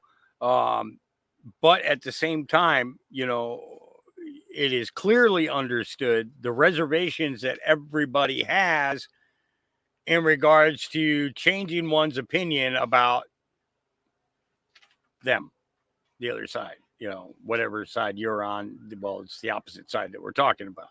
You know, it doesn't matter whether you're a Democrat or Republican. It really doesn't matter. They're both two wings of the same bird. Okay. When it comes to voting, the difference is that we actually have an American candidate. It just so happens that he chose the Republic platform in which to run on. But he is, in fact, about all Americans. And that makes a difference to me. Makes a huge difference to me, you know. And I'll leave it at that. All right. New Secret Service bombshell. Josh Hawley, Jesse. Some new whistleblower reporting. What are they telling you now, Senator? Jesse, what I'm learning now is that the lead advance agent that day in Pennsylvania, this is the agent that was in charge of Trump's entire trip in Pennsylvania, that this agent actually failed one or more of her training exams when she first joined the Secret Service. I mean, the pattern that is emerging here, Jesse, from whistleblowers who've come forward to me now over and over again is that the Trump rally was undermanned. It was understaffed. They did not have people who had experience on it. And now this advance agent, I'm told, may have failed one or more of her training exams and was known not to be a top quality agent. I mean, this is absurd. And the fact that the director will not level with the American people about what's going on here is just totally unacceptable and unbelievable. Director Cheadle, we know, had a priority to make 30% of the Secret Service women. So this woman fails, maybe once, maybe twice, maybe more, and doesn't matter. Cheadle still makes her in charge of the protective site detail for Butler, knowing that there was an Iranian threat. Yeah, see, this is what's so hard to understand is that if this individual had failed one or more of her training exams, if she was known not to be really one of the Secret Service's top agent, she's in the Pittsburgh office, why was she put in charge of the entire trip, Jesse? I mean, the whole thing. She was in charge of the whole works from the time the president landed to the time he went to Butler. It's just totally inexplicable. And Jesse, one other thing. I'm told by people who are close to and have knowledge of the Secret Service's own internal investigation that the Department of Homeland Security is leaning on the Secret Service not to comply with document requests to Congress. I mean, this is really getting to be outrageous. The American people need the truth here. Yeah, there's a cover-up going on. Now that's definitive. And thank God for this whistleblower pipeline that your office established, Senator Josh Hawley. Thank you very much for what you continue to do. We really appreciate it. All right. Jesse Waters. Okay, unions exposed. Here we go. Obama, Mr. Hope and Change, did this to us. I personally know a teacher who has a brain injury because he was attacked by two students and nobody came to help him. Well, she would grab them, yank them like this, and scream in their little faces like this. She's sick. Angry. She set me down that day. She said, Rebecca, today is the day you learn about teacher unions. She said, we know she's abusive, but the district can't get rid of her because the so-called teacher unions are defending her job. My husband and I go to this California Teacher Association annual leadership meeting, and we walk in the expo center and we go, we gotta be in the wrong place, because every booth in that expo was Planned Parenthood. No way. Yep. Rainbow this, Gay, Lesbian, Straight Education Network. I found out these union leaders, they're making over 500 grand a year, and some of them get housing allowance on top of that. So-called teacher unions are collecting around $5 billion annually, tax-free, just the teacher unions. They spend it all to destroy us, telling little boys to chop off their private parts, okay? Destroying them, then saying, oh, we do it because otherwise they'll commit suicide. No, they commit suicide because you're doing it to them. The education cartel, in bed with the United Nations, in bed with the World Health Organization. They're bringing this evil. Two teams. They have to put the condom on the dildo, and they have to tell all the steps. If they don't get the steps right, they have to repeat it. This is to break down the natural boundaries that God put in children to protect them from predators. That's what this is. This is predatorial. These are groomers. They are asked to leave their classroom several days at a time while Planned Parenthood comes in to sexualize the kids right here in Orange County, California.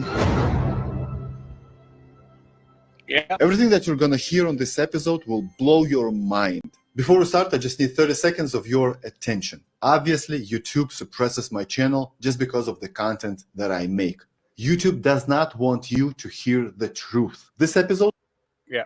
So that's Apollo the Original is who put that out. And he's got a very extensive interview with that lady and with others as well. If you wanted to check him out, and he's on YouTube, Apollo the Original. All right, school board of let's see, this would be the Cleveland Heights University Heights City School. Okay. So the school board of Columbia Heights unanimously voted to oppose Ohio House Bill 556, which would hold teachers and librarians criminally liable for giving students obscene material. You know, when you were under the age of 15 or 16 and you got caught with a Playboy magazine or a Penthouse or a Hustler or God forbid, a Playgirl magazine, you would get in, you'd get in big trouble having pornographic material under the age of 18. And these guys are just giving it to little kids. You know, if you go to a porn shop, do you have to show ID proving that you're over the age of 18 to buy these dildos and stuff like that? I would think yes. No different than going into a alcohol store, a liquor store, whatever you want to call it, to buy booze. You got to show ID there, don't you? So, if that type of pornographic material is, considered not good for kids, then shouldn't these? That would just, yeah. So these board members want your kids reading porn in school. Here we go. Everyone has before them a proposed resolution in opposition to House Bill 556, which is a bill that has not quite found a committee yet in Columbus. It will. Yes, all right. Sigh. This is a bill that has been proposed which would criminalize school librarians and teachers for pandering obscenity to children in schools. Obscene material is not defined in the language of the bill that I could find. There is reference to So you work for the Board of Education and you got no clue what the word obscene means. I don't think that you should be in public education, any of you, if you can't figure out what the word obscene means. other definitions of obscenity in other parts of Ohio Revised Code, but it's not quite certain whether those definitions would apply in this case. We took a very strong stand as a district against House Bill 616, 2 years ago, I think it was now, which wanted to limit what teachers could teach based on nebulous things like divisive concepts and racism without defining what those divisive concepts were. I propose that we take a similarly strong stance against House Bill 556 because it disrespects the professionalism of our teachers and our librarians, who we trust to do the right thing for our students. They provide materials that are relevant to our community, to our diverse body of students, and which meet state guidelines for the curriculum that's required that we teach our students. Yeah. I think that should be left up to the parents. I don't think that you guys should have anything to do with that, frankly. Parents should be deciding what their kids learn, not you. All right. Whatever you do, don't share this at AG. My plan is to give $50,000 tax deduction to startup small businesses. But we've got to increase the corporate tax rate. State taxes are going to have to go up. I believe in the ambition, the aspirations, the dreams of the American people. I will snatch their patent so that we will take over. The question is, do you have the will to do it? I have the will to do it. The cost of housing is too expensive for far too many people. Bidenomics is working. It's working. It's a term we're very proud of, I must tell you. I'm going to invite you to attend one of Donald Trump's rallies. Now, I will tell you the one thing you will not hear him talk about is you. It was hardworking patriots like you who built this country, and it's hardworking patriots like you who are going to save our country. I will not ban fracking. I'm in favor of banning fracking. It has to be legislation, but yes, and this is something I've taken on in California. I have a history of working on this issue. When it came to the Proud Boys, a militia, the former president said, stand back and stand by. But you have to go home now. We have to have peace. These dictators and autocrats are rooting for you to be president again. Name a favorite candidate. It used to be Joe Biden. Support Ms. Harris. So that is what we are going to do. What I do offer is a new generation of leadership for our country. One who believes in what is possible, one who brings a sense of optimism. We all sing happy tunes and sing Merry Christmas and wish each other Merry Christmas. How dare we speak Merry Christmas? How dare we? Tim Walz and I are both gun owners. We're not taking anybody's guns away, so stop with the continuous lying about this stuff. We have to have a buyback program, and I support a mandatory buyback program. Belittling and name calling. Let's turn the page. Don't you find some of their stuff to just be plain weird? Yeah. Well, that was fact check after fact check after fact check after fact check. Yep. All right. Wow, this entire video is so spot on. Here we go. The amount of people believing the media and the fact checkers without actually taking 5 minutes to look it up themselves and finding very quickly that facts and information are free is actually mind-blowing to me. How are we in 2024, as they like to say for a lot? Hang on. You guys are killing me. My plan I is to do. give a $50,000 I neglect tax looking deduction over at the screen sometimes because I play on 2 different screens. So. The amount of people believing the media and the fact checkers without actually taking 5 minutes to look it up themselves and finding very quickly that facts and information are free is actually mind-blowing to me. How are we in 2024, as they like to say for a lot of their arguments, and you are not able to use logic, reason, and facts instead of influence, propaganda, and feelings to make your life choices? Everything the left stands for, everything Kamala Harris stands for, is contradictory to itself. Your daughter's future safety by not letting in third world criminals and rapists over the border by the thousands is a lot more important than which state she can choose to kill her baby in someday. If you don't understand the fundamental governmental democratic republic concept of putting the voice of women back in the hands of each state instead of the federal government being able to tell women what they can do, if you don't understand how that works and you're still believing that Trump is making a federal abortion ban, you are so far gone, girlfriend. You need to get it together. Putting the power back into the states regarding abortion, instead of allowing one administration or the federal government at all to be able to affect the abortion rights of women, is all Trump did. It's all he wanted to do. Okay?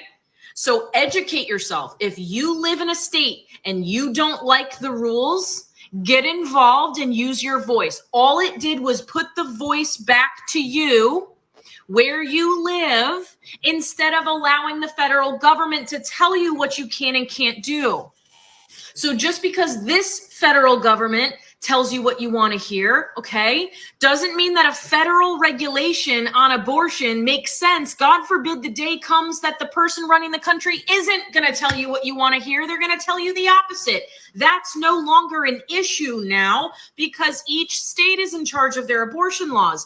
How are you guys this brain dead? This, ladies, is the reason why it took so long to get us the right to vote, because you guys use emotions instead of facts. Look the shit up. And if you think for 1 second that having open borders instead of legal immigration is the answer, you need to take your bleeding heart and start using your motherfucking brain, because we are not saying we don't want immigrants. We are not saying we are not open to other cultures and other types of people. But baby girl, not doing background checks and allowing dangerous criminals to come into this country and make it so you feel even less safe than you do now to walk down the street with your kids is not the answer. No one makes life choices based on emotions and calls it a good idea. The same thing goes for our country's leadership. Start prioritizing issues, because no matter what color you are, no matter who you decide to fall in love with and marry, no matter what you feel about motherhood, none of us can even exercise those rights and conversations if nobody's safe enough and the country's not affordable enough to live in at all for any of us. If you are voting for someone based on their color and gender instead of policy, you are the problem. It doesn't matter what that gender and color is, okay? Start using your brain and stop using your fucking emotions, because it's gotten you probably nowhere. God, why are these conversations even having to be had? Y'all wonder why we didn't have the right to vote for the longest time. Stop disappointing those of us who have made it this far, okay? Yeah, stop disappointing us and proving us right. Yeah. All right. This is what the Polish MEP had to say. Blinken, go home. Go home as soon as possible. Get lost. Get lost. We don't want you here. We don't want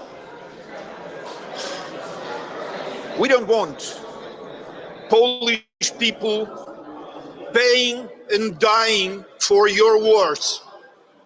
Thank you very much. Blinken, go home. Blinken, go home. We don't want you here. You're a warmonger. We don't want nothing to do with you. All right. Here's President Trump talking about taxes on overtime. Today, I'm also announcing that as part of our additional tax cuts, we will end all taxes on overtime. You know what that means? Think of that. Think of that.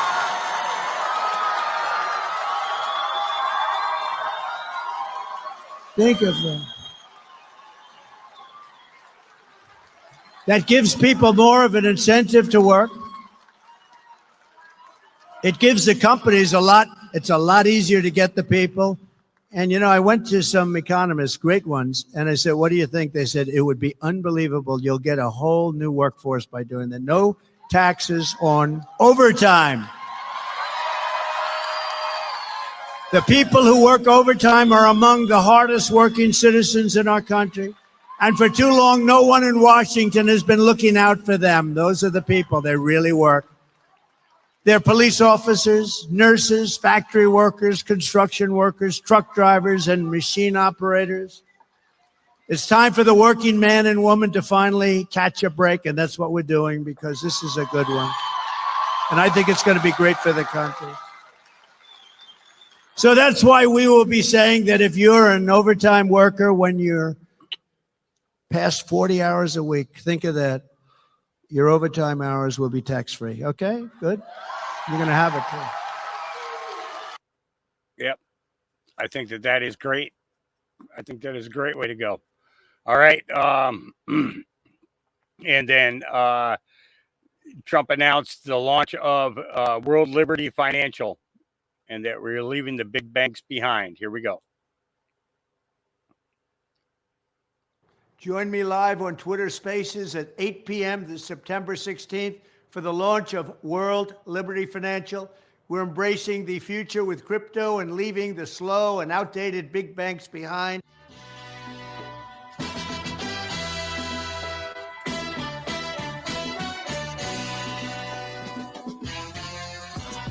Yep.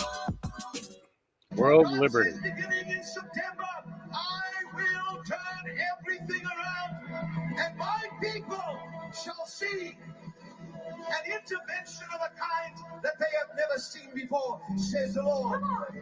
For God says, beginning in September, I will turn everything around, and my people shall see an intervention of a kind that they have never seen before, says the Lord. Yep. It's coming. It's coming. Here we go. More news. I mean, you cannot make this up. This is coming from the Attorney General of Ohio, Dave Yost, to be specific. He says, and I quote, "In addition to straining available resources, locals have complained of migrants causing car crashes, stealing property, including livestock, squatting in homes, and killing wildlife for food." And he also says, and I quote, "Ohio is a great place to work and live, but overwhelming our small towns with massive migrant populations without any coordination or assistance from the federal government is changing that in front of our eyes." This is what happens when we have no regulation on who comes into the United States. Not only is it a security risk, but it has the ability to overwhelm small towns.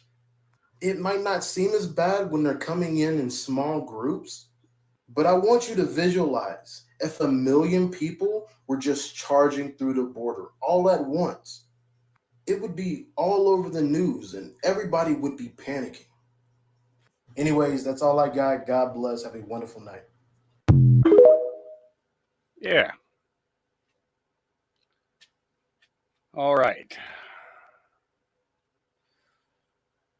Here we go. Another Donald Trump. Holy crap. There is the key.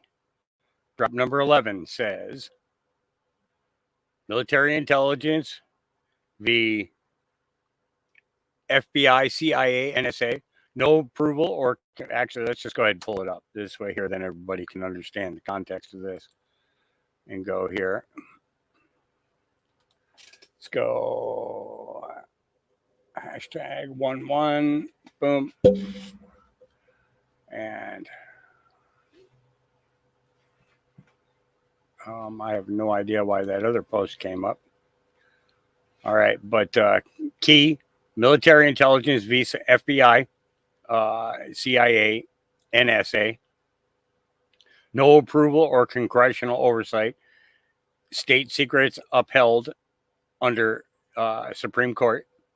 Who is the commander-in-chief of the military? Under what article can the president impose military intelligence takeover investigations for three-letter agencies? What conditions must present itself?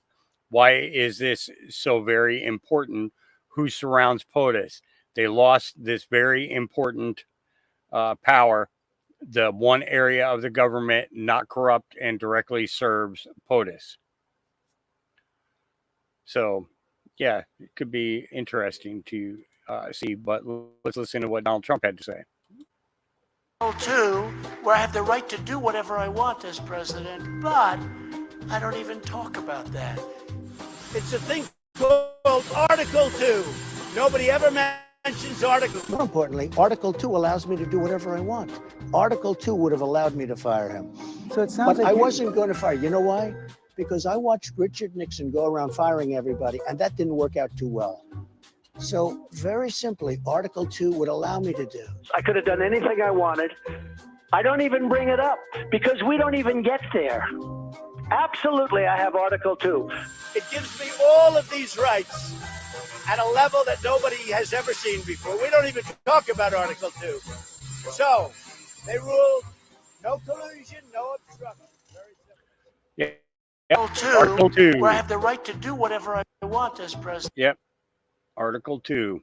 All right. I already covered that one. We are the news now. This is one here. Military breaking news. This happened yesterday afternoon.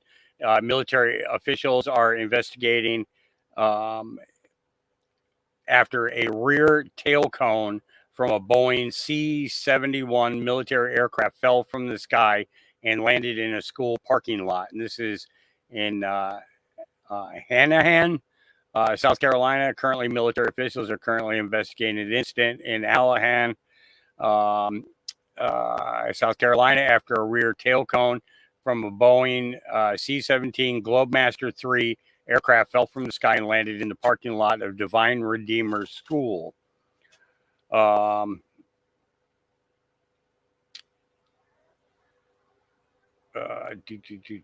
Fortunately, no injuries were reported, and the area has been secured as a precaution.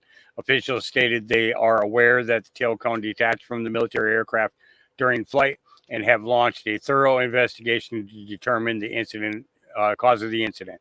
At this time, it remains unclear how the part separated from the plane. And if I'm not mistaken, that is where the is that where the fuselage connection goes? So it could be mechanically operated in order to lift up for the fuel to be inserted. I don't think so. I personally, I don't think so. But that was the speculation of a couple of people about that. But they also said that they'd never been on a plane before of that type. So, all right, Roseanne Barr. This is excellent information from Roseanne Barr on NPCs and how you can decipher. Here we go. Not everybody here on this planet has a soul. In fact, a lot of them are just projections of program. And that's all they care about is regurgitating the program that they have been created by artificial intelligence to spout, because they don't have any real intelligence. And how you tell the difference is a human being has the ability to change. And a messenger cannot change. A messenger has a different soul than a human being. The messengers are here, program, artificial intelligence. The messengers are here to tempt and sway people who have souls. And they do it quite effectively. But when you go back to roots, the way you tell if you're a human being or just a messenger, a co-opted bot of artificial intelligence, is you can change. A human being has the ability to change its mind.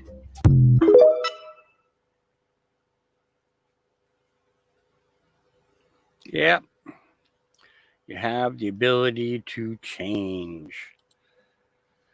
And that's how we know who is right and who is wrong. All right, here we go. Housing subsidies. When I return to the White House, we will require that all companies receiving federal housing subsidies to verify citizenship. We're going to verify citizenship. We're going to make sure that it's a legal residency. And as a condition of their rental agreements, they're going to have to do all of it. Taxpayers will not subsidize apartment rentals for illegal aliens, and we will not permit illegals to drive up the cost for Americans in need. When I return to the White House, we'll require. Yeah. All right. All right. Another smackdown from Charlie. It never gets old. Here we go. This is good. Why don't you talk for 30 seconds and I talk for 30 seconds? 30 seconds. Donald Trump's been held civilly liable of sexual abuse, defamation, fraud. He has 34 felonies. He tried to undermine our American democracy, tried to restrict women's access to abortion by leaving it up to the states. He denies science through climate change. So you say you care about science with trans people, but not when it comes to climate change. Also, as it relates to Donald Trump, he actively left Kurdistan, which led to the Turkish-Kurdish war under his presidency. He said there was no new wars. He also specifically started a war on ISIS, proclaimed by himself. He eliminated ISIS. Do you know that carbon emissions were the lowest under Donald Trump they've been in human history? We had the best economy ever in American history under Donald Trump. Right now, people can't afford groceries. Inflation is crushing people. We have a wide open border. 10 million people have come across our southern border. We had the most secure border under Donald Trump. We saw blue collar boom. We saw more manufacturing renaissance than ever before. We saw more wages go up. We saw China on its heels. We saw the right to try. We saw legislative accomplishments, the largest middle class tax cut in history. We're the natural gas capital of the world. And under Donald Trump, we were exporting more natural gas than we were importing. We also saw no new wars, as I've mentioned. And the blood of those poor Ukrainians and Russians are on the hands of the Biden-Harris regime. They have not sought peace. They've sought war. It's on them. And it did not happen under Trump. And Putin invaded and annexed Crimea under Biden. So under Obama. Under Obama, Putin got what he wanted. Under Biden, he got what he wanted. For 4 years of Trump, it seems that Putin was on defense. Why is that? Mm-hmm. What's up with that? What's up? All right. And this is what happens when you first awaken. It all just comes at you. Here you go. Most U.S. citizens believe that the United States is a country and that the president is the most powerful man on earth. The United States is not a country. It is a corporation, and the president is president of the corporation of the United States. He and his elected officials work for the corporation, not for the American people. So the United States of America, the Republic, is separate than the United States of America, the corporation. Biden is the president of the corporation. Donald Trump is the president of the Republic. Since the United States is a corporation, who owns the corporation of the United States? Like Canada and Australia, whose leaders are prime ministers of the Queen and whose land is called Crown Land, the United States is just another crown colony. Crown colonies are controlled by the empire of 3 city-states. At the center of each city-state is a towering, phallic-shaped stone monument called an obelisk that points skyward.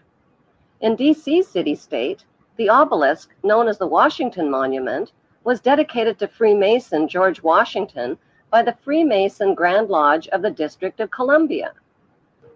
The charter also guaranteed that future kings and queens of England would have sovereign authority over all the citizens and colonized land in America stolen from the Indians. Washington, D.C.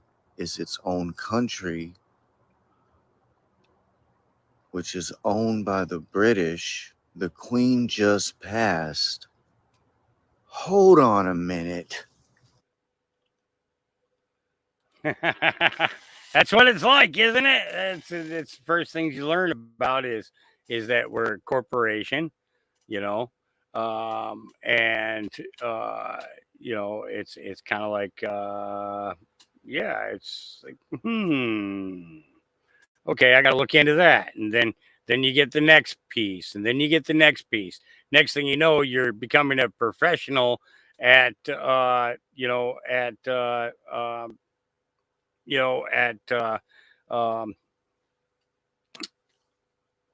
researching and finding things as quickly as possible, you know, and it's just crazy. All right. Here's Tulsi Gabbard on the Department of Justice. Here we go. It's hard not to laugh at his statement where he tried to sound so serious and so convicted and so grave about never ever politicizing or weaponizing these government agencies, when in fact that is what they are doing currently and what they have been doing for years, even going all the way back to during President Trump's administration. I would tell Merrick Garland today, if you are serious about the words you have just delivered to the American people, why don't you start by investigating some of your own federal agencies like the Department of Homeland Security and TSA and ask them why, after one day, the very next day after I called out Kamala Harris for being a danger to our country, should she be elected as president, I got added to a secret domestic terrorist list. That's a good place to start. Why doesn't he start by going after people within his own FBI who, after FBI agent Steve Friend blew the whistle on how the FBI is essentially being used as the Democrats' police force, their personal partisan police force, he was attacked by the leadership of the FBI, doxing him, exposing his own private medical records, and so forth. And then obviously you talked about the examples with President Trump that are too many to cite, but that have been made very clear to the American people and those paying attention with any objectivity that this is lawfare. This is the kind of thing that happens in dictatorships and authoritarian governments, where those who are in power, Kamala Harris and Joe Biden, are weaponizing and politicizing the Department of Justice and law enforcement agencies, both at the federal level and the state level, to take out their political opponent, the greatest threat to their power, in a way that has never been done before in our country's history. That's where he should start. Yeah, Tulsi, I think the problem for the establishment, and this really crosses both parties, right? We saw Alberto Gonzales. A lot of people watching might not even remember who he is, but he was one of George W. Bush's attorneys general. He's a nice guy, nice fellow, but he came out and endorsed Harris. That was going to affect literally anyone's vote.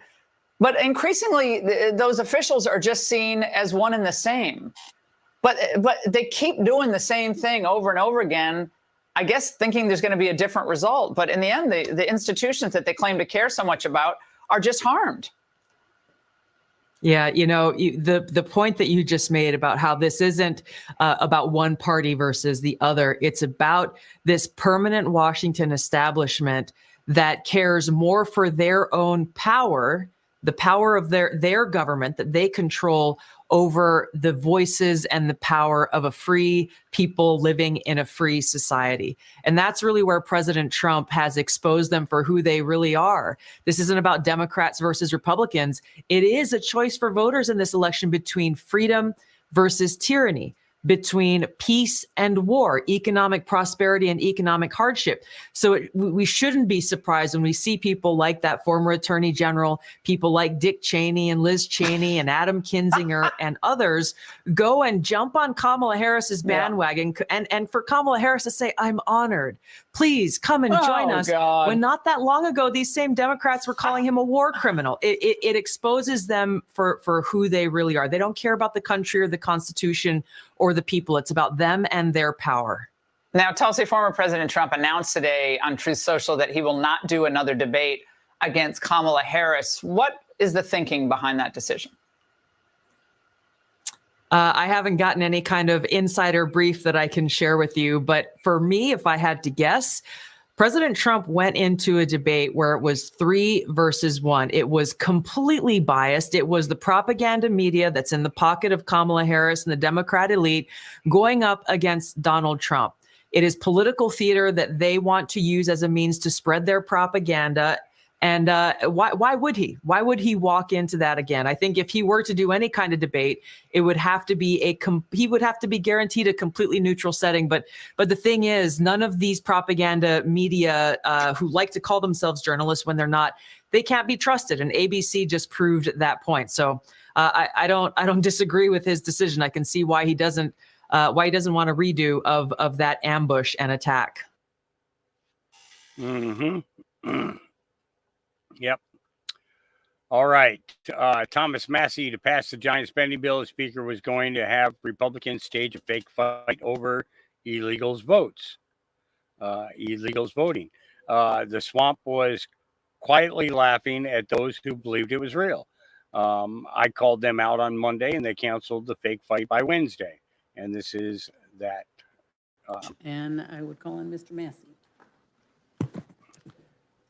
Can we be honest with the American people about what's going on here? This is political theater. I'm going to call out both sides right here. It's all posturing. It's fake fighting. We all know where it ends up. This is Groundhog Day. I don't care if the Democrat is the speaker or Republican is the speaker. We always get a CR in September, and then we get an omnibus. Sometimes there's a twist on that. We might get the omnibus before Christmas, but if we're not good, it comes after Christmas. But that's what's going to happen. And in the meantime, it's political theater. You know, we've got some, it's good theater. We've got great writers. I wish they'd just come up with a new plot. It's the same plot every fiscal year. What should we be doing? It's already been discussed. We should have done 12 separate bills. We should have done 12 separate bills. But again, whether Democrats are in control or Republicans are in control, we never do the 12 separate bills. Why do we always spend at least as much as we did last year, and why do we never cut spending? It's because Democrats want to grow the welfare state and Republicans want to grow the military industrial complex. And we're eventually going to get together and they're both going to go up. I guarantee it. And both parties are just fine letting the bureaucrats do their thing, which should be our thing according to Article 1. Section 8 in the Constitution. We are empowered with these things. Most important of the things we do is the funding, and that's the big lever we have. You know, I've sat through now almost 2 years of hearings in this Congress where we've exposed lies at the CDC, shortcuts at the FDA, unconstitutional gun bans at the ATF, over prosecution of January 6ers at the DOJ, targeting common citizens at the FBI, spying by the NSA, illegal mandates for livestock by the USDA, targeting plant vaccine or transgenic plant vaccine at the NSF, and censorship, the censorship industrial complex at the end of which the NSF is part of, automobile kill switch at the DOT. Now, these are all things I think most Democrats are just fine with, this kind of totalitarian state that the bureaucrats are pushing on us. But Republicans at least pretend to be against these things. But what are we going to do this September? We're going to fund every freaking one of those things that we have exposed. That is the tool that we have, is the funding. Why are we funding things we don't like? We don't have to. Well, it's because we're addicted to spending. And this doesn't do anything about the addiction at all. So let me touch on one point too here that I think is important. Is, you know, a couple years ago, or a summer and a half ago, I suppose now, we did something where we allowed the debt limit to be increased. But as a condition of that, we said, if you do a CR that lasts past April 30th, everything's going to get cut 1%. And that, to me, seemed like at least a little tinge of fiscal responsibility was creeping in. But now I notice that this CR, instead of going 1 year and giving us time to do the 12 appropriations bills, is going to go 6 months. Now, let me tell you what's going to happen because this goes 6 months. Number one, it ends in March 28th, on March 28th. Well, the automatic cuts happen on April 30th if the CR went past that. So that is exactly why the speaker chose a 6-month CR, is so we don't have even the chance, a threat to this town. It's a threat of a 1% cut. We don't want to even, this is like T-ball. The 1% cut is on the tee and Republicans won't even swing at it. So instead, we're going to do a 6-month CR instead of a 1-year CR. That sets up another crisis next spring where we can do another pretend fight sometime around March. And that fight it'll be the same fight regardless of who wins the presidency and who's in charge of the Senate and the House. And we're basically going to get pretty much the same result. But that's 6 months from now. In the meantime, we can kick the can down the road. All of these things that we've exposed and all of these hearings are going to continue to get funded. But wait, there's a bright, shiny object on this CR. I've never seen one of these.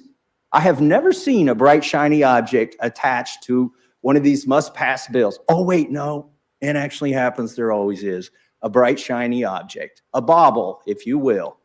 A little something to get excited about. This SAVE Act, it's going to save us all, right? And by the way, this is good political theater. I do like this part of it, that we're going to see almost every Democrat cast a vote so that illegals can vote in our elections. I mean, that's pretty clever on the part of our speaker to set that up, make you all take that vote. But here's what he's going to do after you take that vote. He's going to take it off. The bright, shiny object goes away. It's Lucy and the football again. And the American public is all revved up. Yeah, we're going to get to save it. We're going to save these elections. We're going to stop the illegals from voting. Really? How are you going to do that in like 6 weeks? I think they're already registered if they're going to vote. Some of them probably already voted. This SAVE Act ain't going to save anything. And particularly because it ain't ever going to become law. It's a false promise to get all the Republicans half pregnant. And then you're going to get fully pregnant by the end of September when you vote for this CR. That is not going to have this. I mean, I hate to break this to you. I mean, the Democrats already know this. I'm not telling you anything special. I hate to break it to the Republicans. You ain't getting the SAVE Act. It is not going to stay on this bill. Why? Because we're going to cave. We're going to cave. Is it a fight worth having? Absolutely, it's a fight worth having. Make those Democrats say they want illegals to vote. Make them take that vote as many times as you can. And then make them go to the ballot box in November. But that's what it is. It's political theater, folks. We all know where it ends up. We've seen it. I've been here 12 years. I've seen it 12 times. I refuse to be a thespian in this failure theater. And with that, I yield back. And with that, I yield back. Yep. All right. Rand Paul. Federal spending is so out of control that it only took 3 months for the federal debt to increase by $1 trillion to over $33 trillion. In contrast, it took almost 200 years for the federal debt to reach $1 trillion.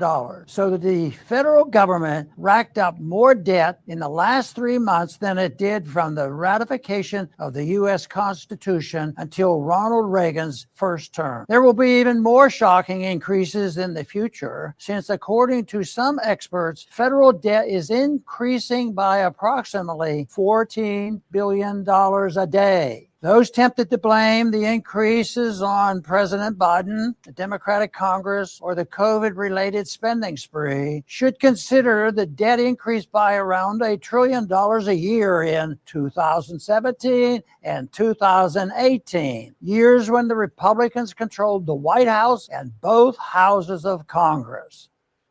Wow. Yes, I think so, Miss Minders. I think his wife just passed like about a month ago. So, all right. This man is correct. Trump invited them there. Here we go. Just hear me out. Hear me out. I know the debate is over, but hear me out again before you unfollow or come for my life. Kamala Harris had a great point at the debate. She said that Donald Trump, when he was president, invited the Taliban to Camp David and just kind of fouled the sanctity of that place. However, did you pay attention to why? He invited him there. He put a picture of the leader of the Taliban. He put a picture of his house on the table and said, if you harm one American, I'm coming for you. And then the story goes, he just got up and walked out. That's why he invited him to his house to say, I am coming for you in your house if you harm one single American. I don't care who you vote for, but that's the kind of leader from a military standpoint that we need. Someone who says, don't blank with my people. Period. I gotta respect that. You don't have to, but as a veteran, I respect that. There you go. Yep. More shipwreck. Here we go. Will not be a third debate. A second debate for Kamala, a third for...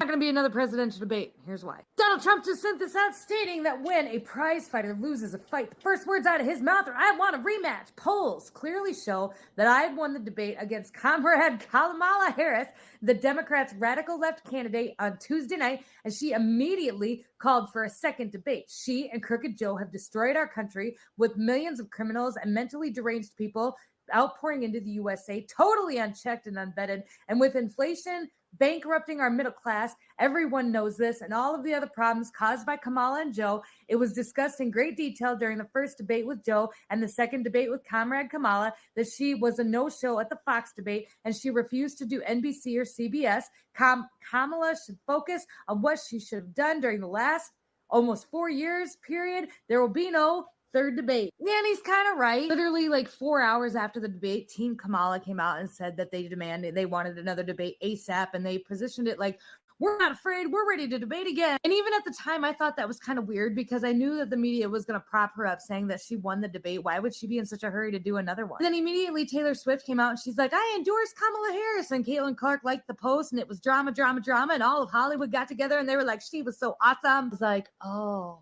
And then I saw the polls and I was like, oh. I was really hoping for a big lift with this debate thing. She was also really hoping for this big lift with the Taylor Swift endorsement. I don't think she got either. It's hard to tell though, because you don't know, you can't really trust polls and you can't really trust things that are put out. So it's hard to tell. But I do know that when I step out of my echo chamber and I go read through the replies and the comments, the majority of things that I see are still bots. So maybe. But now they're going to come out and they're going to say, see, Donald Trump is just a big chicken. This would be his third debate. I wouldn't debate you again either. It was just a huge waste of time. Yep, I wouldn't debate you either. Yep, okay, all they do is lie. Send this to your liberal friends. Do you support any restrictions on abortion? I don't. I've always believed... Even in the third trimester? Do you think there should be any limitation on abortion? No, I do not. Up till now, my understanding is there wasn't a limit on when in a pregnancy a woman could receive an abortion. Have you set any limit on There are no limits. Is there a cutoff for you before that point? No, to me, it's a reproductive, it's a healthcare decision. It's up to women to make that decision. Where it's obvious that a woman is about to give birth, she has physical signs of that she is about to give a birth. Would that still be a point at which she could request an abortion if she was so certified? My bill would allow that, yes. Virginia's governor says he has no regrets on his comments earlier this week defending abortion, even as a baby is being born. If a mother is in labor, I can tell you exactly what would happen. The infant would be delivered. The infant would be kept comfortable. The infant would be resuscitated if that's what the mother and the family desired.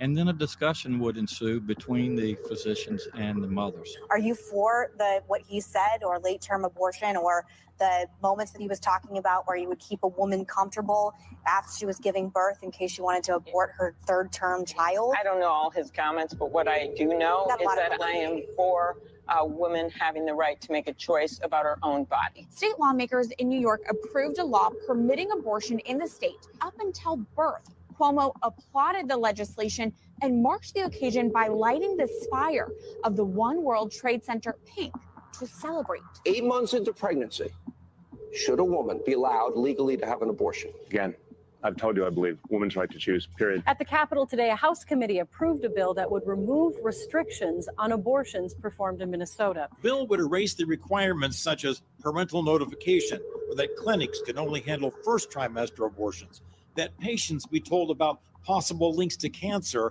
and the 24-hour waiting period. The bill would repeal a law that requires doctors to save any baby born alive during an abortion. Those in favor of Prop 1 include Governor Newsom, the California Democratic Party, and abortion rights groups such as the Planned Parenthood affiliates of California. It would remove all restrictions on abortion, allowing for late-term abortion, even up until the moment of birth, even if both mother and baby are healthy.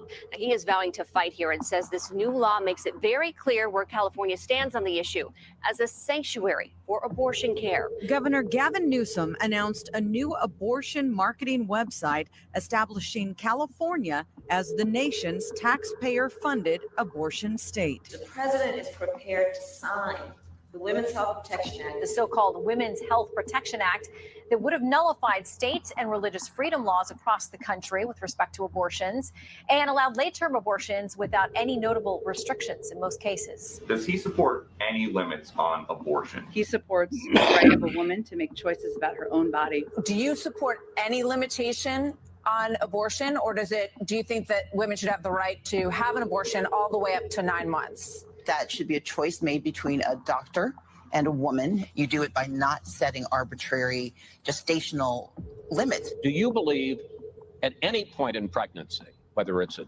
6 weeks or 8 weeks or 24 weeks or whenever, that there should be any limit on a woman's right to have an abortion? I trust women to draw the line. Nobody. Nobody. Yep. Here we go, Clay. Both sides of the aisle. It is over in the Senate. No, with all due respect, Mr. Schumer, Mr. McConnell, you've had your day and it's over. And since your time of leadership is clearly past, either follow or get the hell out of our way, because we're coming.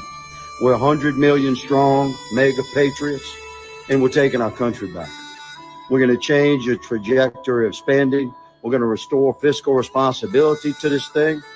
We're going to seal up our border from illegal activity. We're going to take it back from the cartels that have been running it. We're going to stop these endless wars overseas. We're going to stop feeding those wars overseas.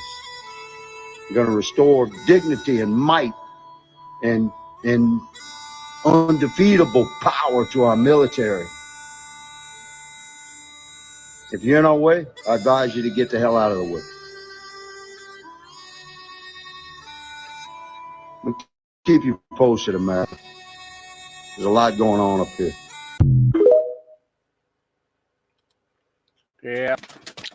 Do I believe you, Mr. Higgins? I have my doubts. Women calls Kamala a culture vulture. What? Who are you going to be supporting in 2024? Trump. And why? Because Trump is real. He's not a gimmick. He tells you straight like it is. He's not a liar. I feel like you're going to get the Trump that you got from the 90s. He's going to say whatever he wants to say. You know what I mean? Versus saying what we want to hear. That's why. And a lot of people say, because you're black, you're a woman, people will say, well, I'm black, I'm a woman, so of course I'm voting for Harris. What do you say to that about that? She's not a black woman. She doesn't identify as a black woman until it's time to get our vote. What do you think she is? I think she's I think that she's a fraud. Yeah, she's a culture vulture. Step down. She doesn't belong. And if Biden didn't have the health issues, she wouldn't even be where she's at. Yeah, because no one voted for her. She just became it. Yeah, she didn't earn it. She needs to earn it. Yeah, she needs to earn it. Yep, she didn't earn it. Yep. All right, here we go. Idiots Anonymous. The man who now leads the Taliban in Afghanistan, Mullah Abdul Ghani Baradar. Mullah Abdul Ghani Baradar, co-founder of the Taliban. I could hear in Mullah Baradar's voice that he knew President Trump meant business. CBS News has confirmed that CIA Director William Burns met secretly in Kabul with the Taliban's de facto leader, Abdul Ghani Baradar. We have learned that CIA Director William Burns traveled to Kabul for a secret meeting with Taliban leader Abdul Ghani Baradar. A Taliban co-founder, Mullah Abdul Ghani Baradar, who oversaw the signing of the U.S. withdrawal agreement last year. This is the part where Donald Trump invented somebody. He invented a person who doesn't exist in addition to the people he says are eating dogs. There's another person who doesn't exist. His name is Abdul. And Abdul is the head of the Taliban. He is still the head of the Taliban. And I told Abdul, don't do it anymore. You do it anymore, you're going to have problems. Maybe the reason that VP Harris is looking at him that way is one that she's probably thinking maybe he should go back to the old folks home and have a bowl of Jell-O. Or she might also thinking to herself, no. The head of the Taliban's name is not Abdul. It is Hibatullah Akhundzaza. Akhundzada. So maybe he couldn't remember that. You know, I had to write it down to know it. Your thoughts on his response in making up Abdul as a person that isn't real? No one can really confirm who this Taliban person named Abdul is, who he said he'd talk to. It's the bizarrest bit in the whole debate, where he describes the leader of the Taliban as a guy called Abdul. I mean, it's you know, it's a completely non-existent person. He's just chosen the one Muslim name he can remember. It's like, I don't know, the leader of the Taliban saying, that guy John who leads the West, or is it Billy? That's the kind of sort of wacky direction she sent his head in, because she had prepared so well. Yeah, I think it. Oh boy! All right. Savage Daughter says, "What? Releasing 7 trumpets at the Washington D.C. Mall." Triumphed. The sound of the trumpet, the walls of Jericho fell down. The enemy would flee. The power of the Jubilee was unleashed.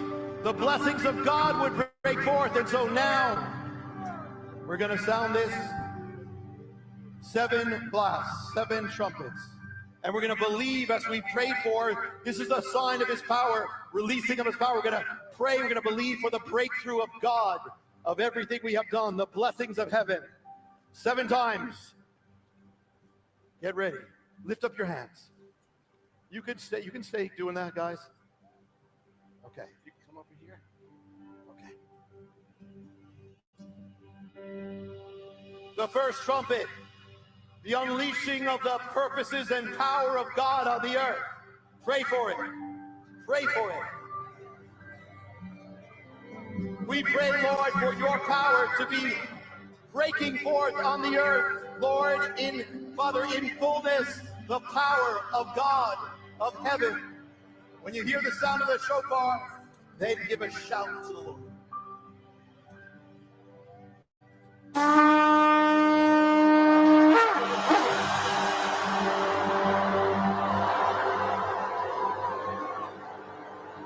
The second trumpet, the power of Jericho, breaking down walls, the power to break down strongholds, the power to break down idols and gods and all that is to be broken down and broken through. Pray for it. Breakthrough. In the name of Yeshua, let all walls be broken down.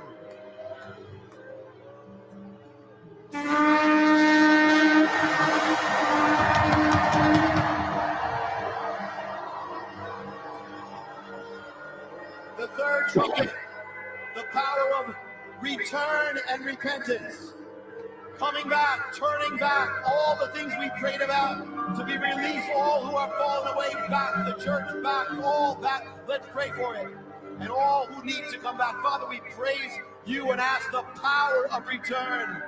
In the name of Yeshua, Jesus.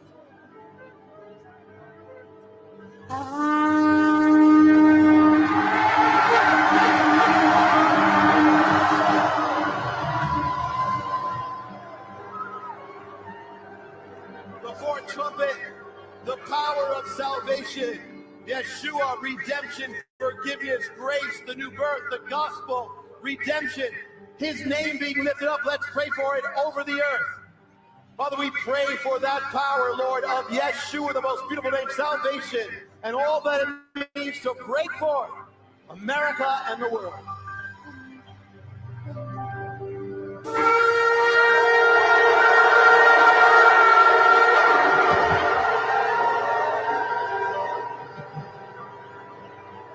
Fifth trumpet, the power of anointing upon the people of God, you and all the people of God, the power of victory, the power of the book of Acts to become all that God has called us to be by his Spirit, the power of the anointing. Pray for it.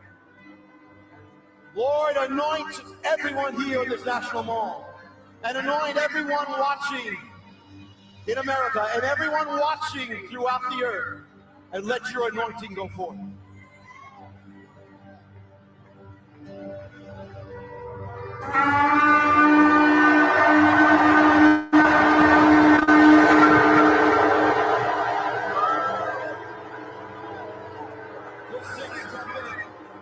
The power of revival and and the outpouring of the Holy Spirit, showers from heaven.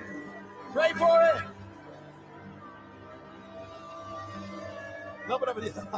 Hallelujah. Pray for it. Lord, we pray for the power of the outpouring of the Holy Spirit, for revival be let loose, break forth in the name of Yeshua, Jesus.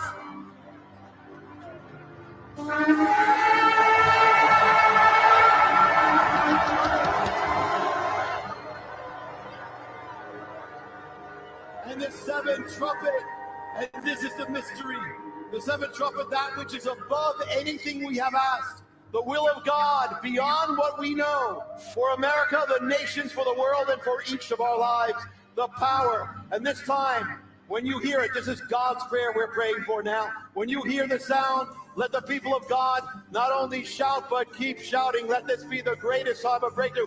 Shout as we praise the Lord. So the seventh trumpet, pray for God's will now.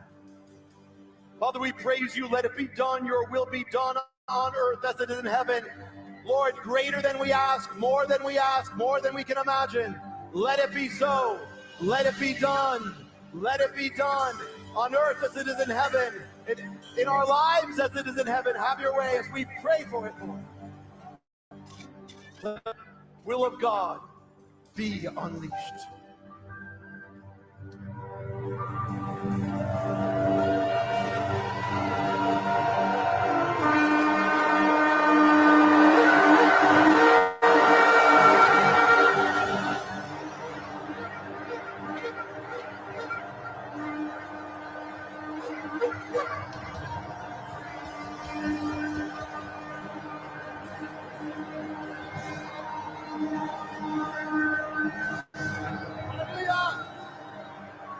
Hallelujah.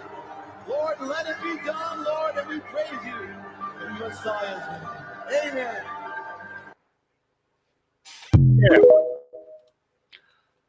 Some guy named Khan.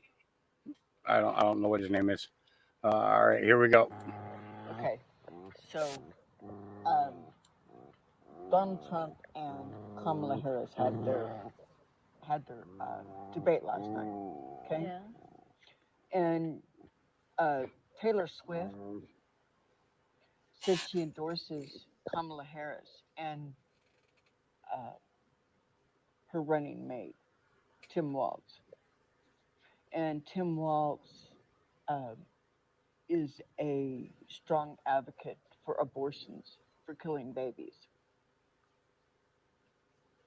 So Taylor Swift endorsed them, so she's voting for them. Even though she has millions of fans that are kids. Yeah. Yep. So guess what we're never going to play or listen to in this house? Taylor Swift. And does that hurt your feelings? No. Not at all. Yeah. Wow. Something, isn't it?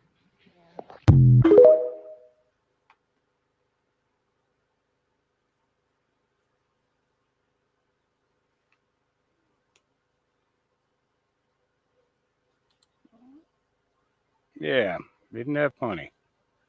Isn't that funny? All right, teacher took the American flag down, told the parent it was outdated. What is this? Okay. What do you mean okay? This is the American flag. Why isn't this? Why is this outdated? And well, don't pull it away from me. Why is this flag hanging out somewhere? You're more than welcome to, but in my classroom, You can't do it. in my classroom, we support everyone. She threw that in the trash. So, But do you understand? Your position as a teacher has a lot of influence on all these kids. You understand that? okay, and do you understand your influence as a parent has a lot of influence on your child? I'm going to be supportive of my child, but you need to keep the American flag up. You don't take the American flag down. This is my You want? classroom. No. What are you doing? This is my classroom. What are you? I don't understand it. I'm sorry. What is this? Okay. What do you mean okay? This is the American flag. Why isn't this? What? Yep, she should be fired. You know. All right, going on to Chicago. First of all, I want to thank you for welcoming me out here with you all today. And one of the great things that came out of this is that you'll see a united front between the South Side and the West Side. We are standing together, united. This is something that you've never seen before in this city. The South Side and the West Side come together for a common cause. I'm standing here tonight with buyer's remorse because I supported Mayor Brandon Johnson. I feel like a fool right now. I feel like a plum fool. But I tell you what, it's okay. Because as I said last night, you can slap us in the face by ignoring us today, but we are punching you in the face by ignoring you at the polling places tomorrow. We will not be disrespected. Now you think about this. I come from the same neighborhood that Mayor Johnson says he comes from. And you mean to tell me that you don't respect us enough to come and sit down with us and have a conversation? It's unacceptable. But that's okay, you see, because what you have done is you have caused us to rise up. Yes. You have caused us to come together. You have caused us to unite. That's right. You think you have unitability with CTU? You haven't seen us.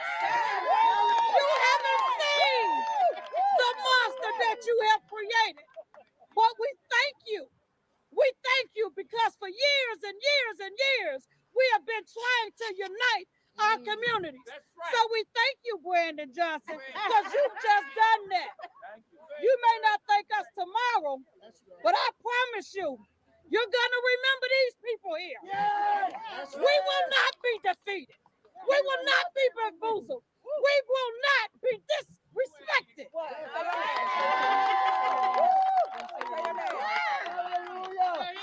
Thank you for your time.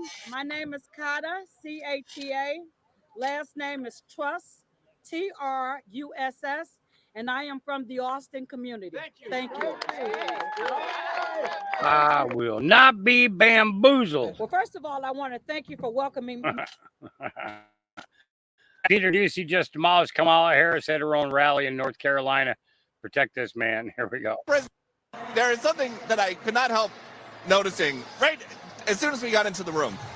The vice president and her team talked so much in the debate and in interviews and in the stump speech about things Vice President Harris has done with President Biden, right? And when they refer to Trump, the crowd will chant, "We're not going back." Like, we're not going back to Trump because things are so good right now.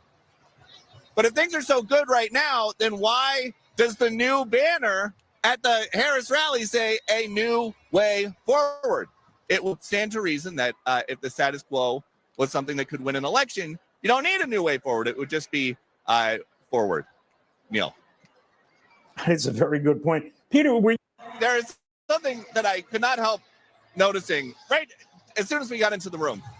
The vice president and her team talked so much in the debate and in interviews and in the stump speech about things Vice President Harris has done with President Biden, right? And when they refer to Trump, the crowd will chant, "We're not going back." Like, we're not going back to Trump because things are so good right now.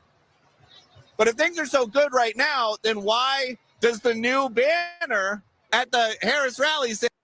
Yeah, a new way forward. Yeah, not a new way at all. It's more like a backwards. Love this. Never heard this from real Donald Trump. Every day I find something new about him, and it makes me like him even more. Here we go. In life, you will fall out with people that you never thought you would, get betrayed by people you trusted with all of your heart, and get used by people you would do anything for. But life also has a beautiful side to it. You will get loved by someone you never thought you would have. Form new friendships with people that will establish more meaningful and stronger relationships, and overcome things you never thought you would get over. We all have chapters that end with people at some point in life, but take pride in knowing that the very best part of your book is still being written. In life, you will fall. Yep. The best part of your book is just getting written. Here's another one. Everything controversial that Trump brings is light only. brings more truth on a massive scale. Now it's viral, and everybody is talking about it. Here we go. In Springfield, they're eating the dogs. They're eating the cats. They're eating the pets of the people that live there. They're eating the dogs. They're eating the cats. They're eating the pets of the people that live there. People of Springfield, please don't eat my cats. Why would you do that? Eat something else.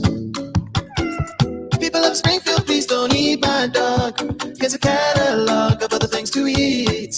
They're eating the dogs. Whoa, whoa, whoa, whoa. They're eating the cats. Meow, meow, meow, meow. They're eating the pets of the people that live there. They're eating the dogs. Whoa, whoa, whoa, whoa. They're eating the cats. Meow, meow, meow, meow. They're eating the pets Of the people that live there. They're eating the dogs.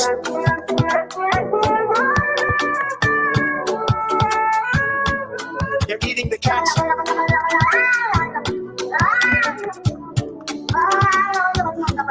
They're eating the dogs. Whoa, whoa, whoa, whoa. They're eating the cats. Meow, meow, meow, meow. They're eating the pets Of the people that live there. They're eating the dogs. Whoa, whoa, whoa, whoa. They're eating the cats. Meow, meow, meow, meow. They're eating the pets Of the people that live there. in Springfield. They're eating the dogs. The people that came in. They're eating the cats. They're eating the pets of the people that live there. And this is what's happening in Springfield. They're eating the. Oh yeah, you can't. You guys gotta look at this in a good way, right? Yep.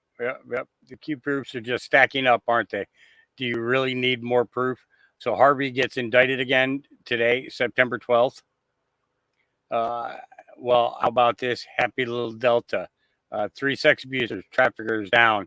Harvey Weinstein, Jeffrey Epstein, Ghislaine Maxwell. Here we go.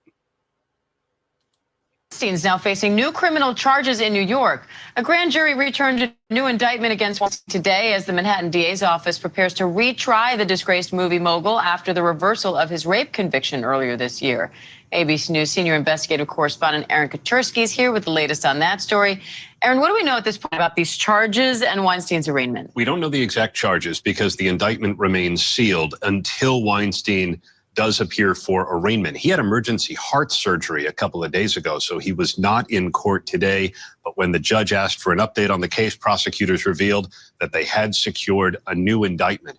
And while we don't know the exact charges, we know that prosecutors had presented evidence of 3 alleged sexual assaults by 3 different women, varying time periods over the last couple of decades. And those look like they could form the basis of these new charges. Aaron, Weinstein was not in court today due to a heart issue. What are you learning about that? Yeah, he had a stent put in, his lawyers said, and he's now going to be moved on a semi-permanent basis from Rikers Island, the big jail complex in New York City, to Bellevue Hospital, one of the city-run hospitals where there's a prison ward, and he's going to be held there, the judge said, just for his own good care. He didn't want anything else to happen to him and no sense in moving him. When it becomes appropriate, tentatively perhaps as soon as next week, he'll appear in court as his attorneys and prosecutors discuss next steps. And if he does appear, that's when he would be arraigned on the new charges and they'll be revealed publicly. All right, ABC News senior investigative correspondent Aaron Katersky. Thanks, Aaron. Thanks, Aaron. Yeah. All right. Here's another one for Taylor.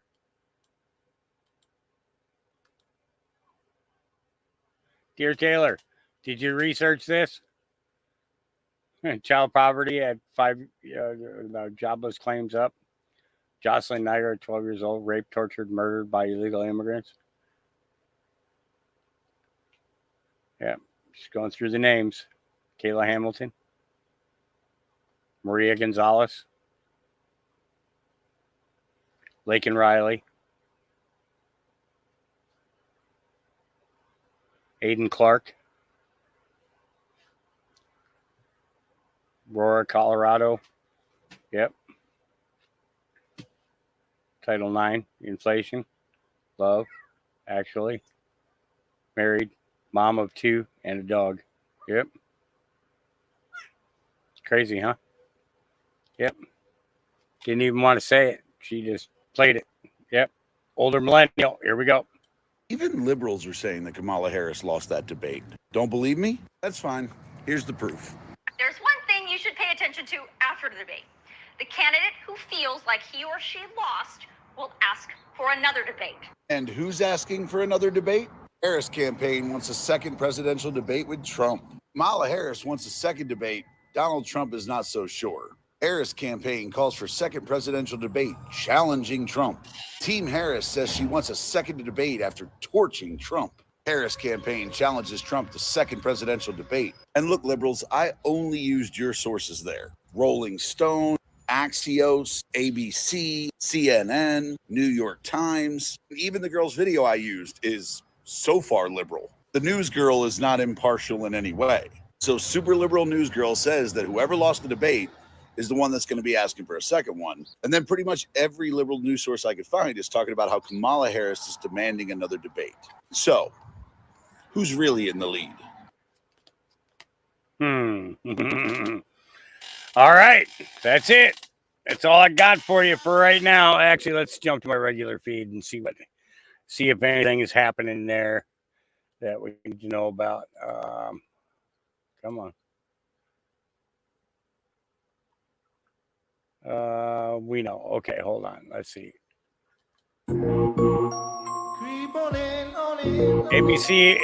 ABC moderator straight up admits they had to tip the scales against Trump. Oh.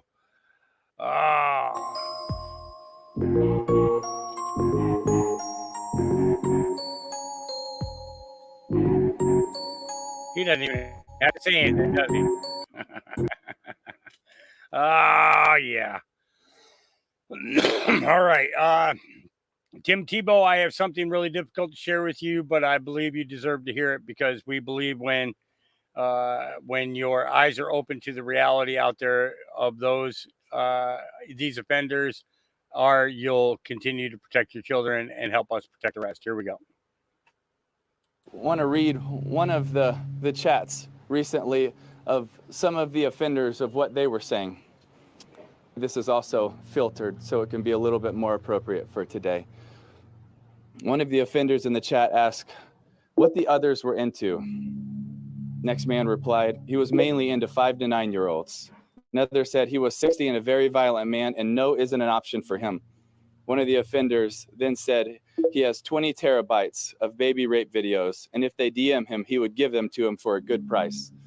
Another offender confirmed and said he would show the others how to abuse his own kids and get away with it. Then another replied he has a daughter that he would love to share. Then the next replied, when asked if his wife knew about his abuse, the man said, heck no, it's our little secret, though I am on the lookout for others as she is getting old now. Next responded, how old is she? The offender said, 8. That's what we're talking about here today. That's why it's so important. That's why we have to be urgent for every single one of these boys and girls. Yep, that's why we got to be. Every single one of them. All right. We already know all the charges against you are political. What's this here? Well, a community in mourning tonight as friends and family remember the 4 people who were found dead at a home on Knapp Avenue in Irondequoit earlier this month. Gio Battaglia attended a vigil for that family tonight. He joins us now in the studio. Gio.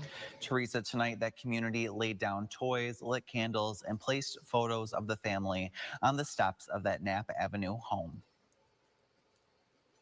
Today we don't say goodbye, we say until we meet again. Because the Lord allows us to meet them one more time. Tonight's vigil for the family found dead on Knapp Avenue Saturday, led by prayer. In the midst of what's going on and this sad tragedy, we can assure you that we have a God who's willing and able to bring us a comfort in a time of need. Family and friends of 30-year-old Frame Ubaldo, 26-year-old Marangeli Moreno Santiago, 4-year-old Evangeline Ubaldo Moreno, and 2-year-old Sebastian Ubaldo Moreno, emotional as they continue to come to terms with the unexpected death. Irondequoit police responded to the home for a fire When crews went inside after, that's when they found the 4 bodies. The police chief called it a homicide, one of the worst he's seen in his career. I talked with one neighbor off camera tonight. She told me she remembers seeing the family walk up and down the street frequently, always joyful, always together. She said she was heartbroken Saturday when she found out they had been killed, agreeing with the message of tonight's prayer. The Lord is nigh unto them that are of a broken heart, and saveth such as be of a contrite spirit. Yeah. All right. Oops. The godmother of the children killed has created a GoFundMe for the family of the victims to help with the travel costs. Yeah. Crazy. Just too much sometimes. Kamala Harris promised race baiter Al Sharpton that she would sign a federal reparations bill, force white American taxpayers to pay reparations to descendants of slave owners. But in the area of reparations for descendants of Africans enslaved. If you elected president, would you sign that bill if it came across your desk? When I am elected president, I will sign that bill.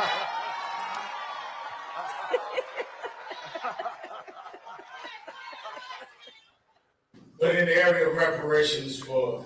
Yeah. Shuck and jive man, 100%. That's what he is. He's a shuck and jive man. If we're running the RNC search, research or Trump's war room, I'd be posting videos like this nonstop. This is the greatest team. I've been able to play on a lot of teams, San Diego, Washington, Denver. But this is the greatest team because we have the opportunity to make a generational impact. Us together. See, revitalization doesn't have a color. It doesn't have a party. Revitalization starts in the heart of every man.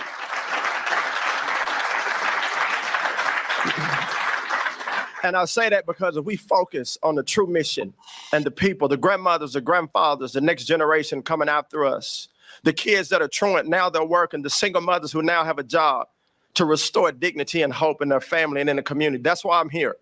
And I believe that's why you're here. So, Mr. President, thank you. I'm ready. This is the great. I'm ready. Yeah. All right. Was there anything else? Now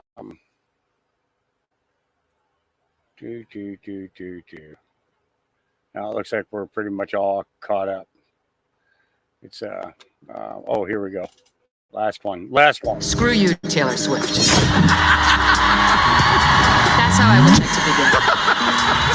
But she says the reason she's voting for Kamala Harris is because of Tim Walz's LGBTQ stance. Do you know what Tim Walz has done on the LGBTQ front? Well, here's what's going to happen. A little girl is going to find herself down a rabbit hole on Reddit. Reddit's going to tell her she's actually a boy. And she's going to get sucked into this gender cult. And she's going to say, Mom and Dad, I want puberty blockers and cross-sex hormones, which will sterilize her. And they're going to say, no, you're a girl. And she's going to say, but I want top surgery, this benign thing, this double mastectomy where I'll have tubes coming out of me and I'll never breastfeed a child. I want that too. And they're going to say no. And she's going to go to a judge in Minnesota. And because of Tim Walz, the court will take custody of her, use the Medicaid funds in Minnesota to provide her all of those things, chop off her breasts, sterilize her with the puberty blockers and the cross-sex hormones. And when this girl inevitably comes to the conclusion that she didn't want any of this, that it only added to her problems, which were the divorce and the acne and the puberty and not any trans issue, who is she going to go to then? This is all because of Tim Walz. That's what Minnesota is doing right now to little girls and boys, taking custody away from the parents so that they can have these procedures without any loving parent there